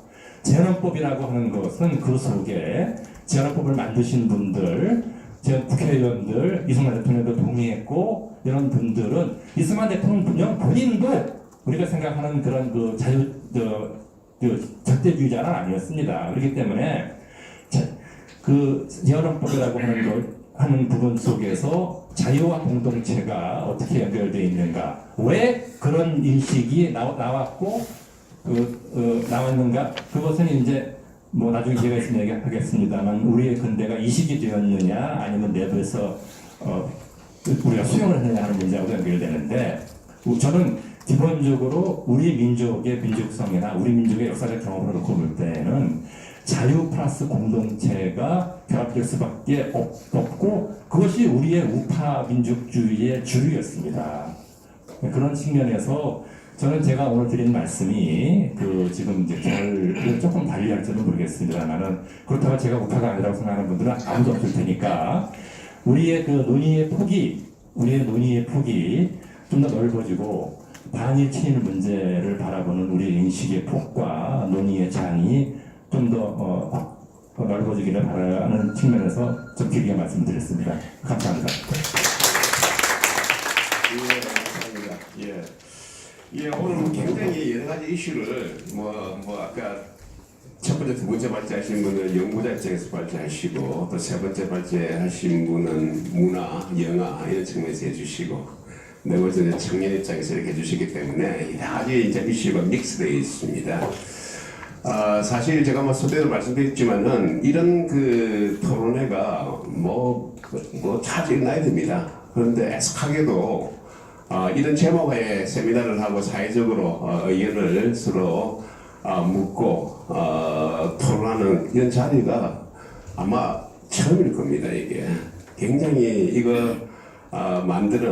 자리를 만드는 이 과정에 있어서도 참 어려움이 많았습니다. 그리고 여기 참여해 주신 분이 전부 자발적 기부입니다. 지성입니다. 대한민국에서 지금 가장 시급한 것이 뭐냐? 여러분 다 아시겠지만 지난번 경기 교육청에서 전범 기업 딱지 달자 이런 것이 지금 국가 정책으로 대한민국에서 일어나고 있는 이 정도 심각한 이 실정입니다.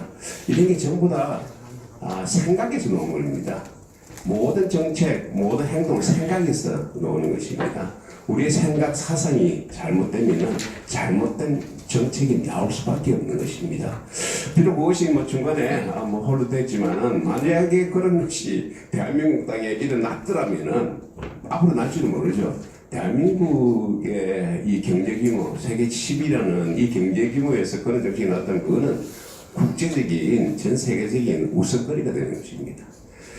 자, 그런 측면에서 우리의 머리, 우리의 생각 이런 것을 하나씩 바꿀 수는 없습니다. 그렇지만 이런 자리를 통해 가지고, 이런 세미나를 통해 가지고 앞으로 이런 문제에 대해서 우리가 고정관념에 대해서 돌을 던져야 될 필요가 있다고 생각합니다.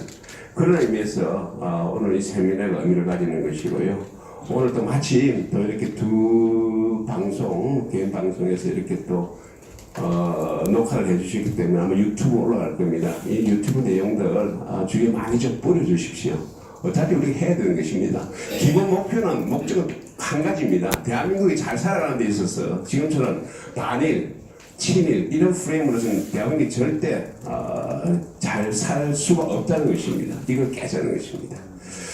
자, 혹시 지금까지 사실 여기 오신 분들도 각자 발표해 주시고 오늘 여기 와서 서로 좀 이렇게 서로 상황을 배운 이런 자리였는데요. 추가적으로 한 말씀씩 해주실 분 우리 이윤 박사님 간단하게 해주십시오. 여러분들이 가지고 계신 자료집의 46페이지에 있는 이 문제의 사진이 말씀드렸던 것처럼 초등학교 6학년이니까 국정교과서죠. 이 국정교과서에 이게 실렸단 말입니다. 그리고 또한 이 사진이 이 고등학교의 모든 검인정이지만 모든 교과서에 실렸다는 이야기를 저는 줄기차게 해왔습니다. 그리고 또한 이 문제의 사진이 국정교과서에 초등학교 6학년 국정교과서에 실렸다는 이야기도 했습니다. 그런데 이 문제를 제일 먼저 보도한 곳은 어디였을까요? 일본의 산케이였습니다. 김광동 원장님께서 왜냐는 질문을 해주셨고 또 이성민 기자님께서 어떻게라는 말씀을 하셨는데 학계에서는 어떻게에 대해서 학계에서는 앞으로 싸우겠습니다. 그리고 또한 시민단체에서 예를 들어서 지금 이 자리를 조직해 주신 원장님께 진심으로 감사드리고 계속 있어야 된다고 생각합니다. 또한 언론 또한 싸워야 된다고 생각합니다. 지금까지 반일 종족주의에 대한 싸움에서 가장 게으른 곳 중에 한 곳이 죄송합니다만 언론이었다고 생각합니다. 이상으로 마치겠습니다. 자, 우리 남 교수님, 남 소장님. 저는 여기 계신 분들하고 전부 다 한번 문제를 공유하고 싶은 게 있는데 저는 가장 먼저 사실 추방해야 할 단어가 식민지라는 단어가 아닌가 싶습니다. 중세 때부터 근대까지 이르기까지 식민지라는 거는 지보다 한참 떨어지는 나라를 점령한 걸 식민지라고 그러거든요. 아프리카, 남아메리카, 전부 다 북아메리카도 그렇고 전부 다 급이 떨어지는, 그러니까 여기서 급이라는 것은 문명의 척도에서 봤을 때 떨어진 나라를 점령한 거를 식민지라고 하는데, 그런 조선이라는 나라가 일본에 비해 가지고 식민지 소리를 들을 정도의 그런 나라는 그건 아니었거든요.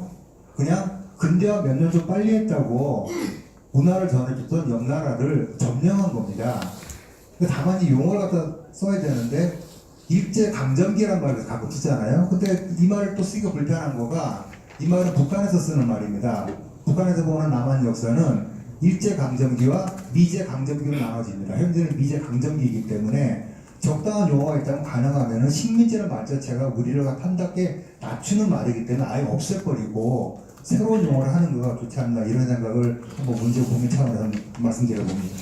제가 그 문제는 사실은 이제 이건 식민지라는 거는 저 학자는 아닙니다만 영어 콜로니는 이제 역사적으로 사회과학적으로 성립된 용어니까 이제 뜻으로 여러 가지 통치 형태나 이런 게 다 식민지 통치 형태죠. 근데 이제 지금 우리 남정욱 대표께서 말씀하신 게 굉장히 중요한 포인트 가운데 하나가 있습니다. 이제 사실은 2차, 그러니까 이제 18세기 정도부터 이제 구미의 근대 제국주의 국가들이 만들어져서 전 세계의 식민지를 이제 하죠. 그리고 이제 일본의 경우만 하더라도 식민지가 우리만 있었던 게 아니라 내부 식민지, 이제 오키나와 유구 왕국, 그다음에 홋카이도 두 개의 내부 식민지가 있었고, 먼저 거기를 이제 통합을 하죠. 내부 식민지라고 하는데요.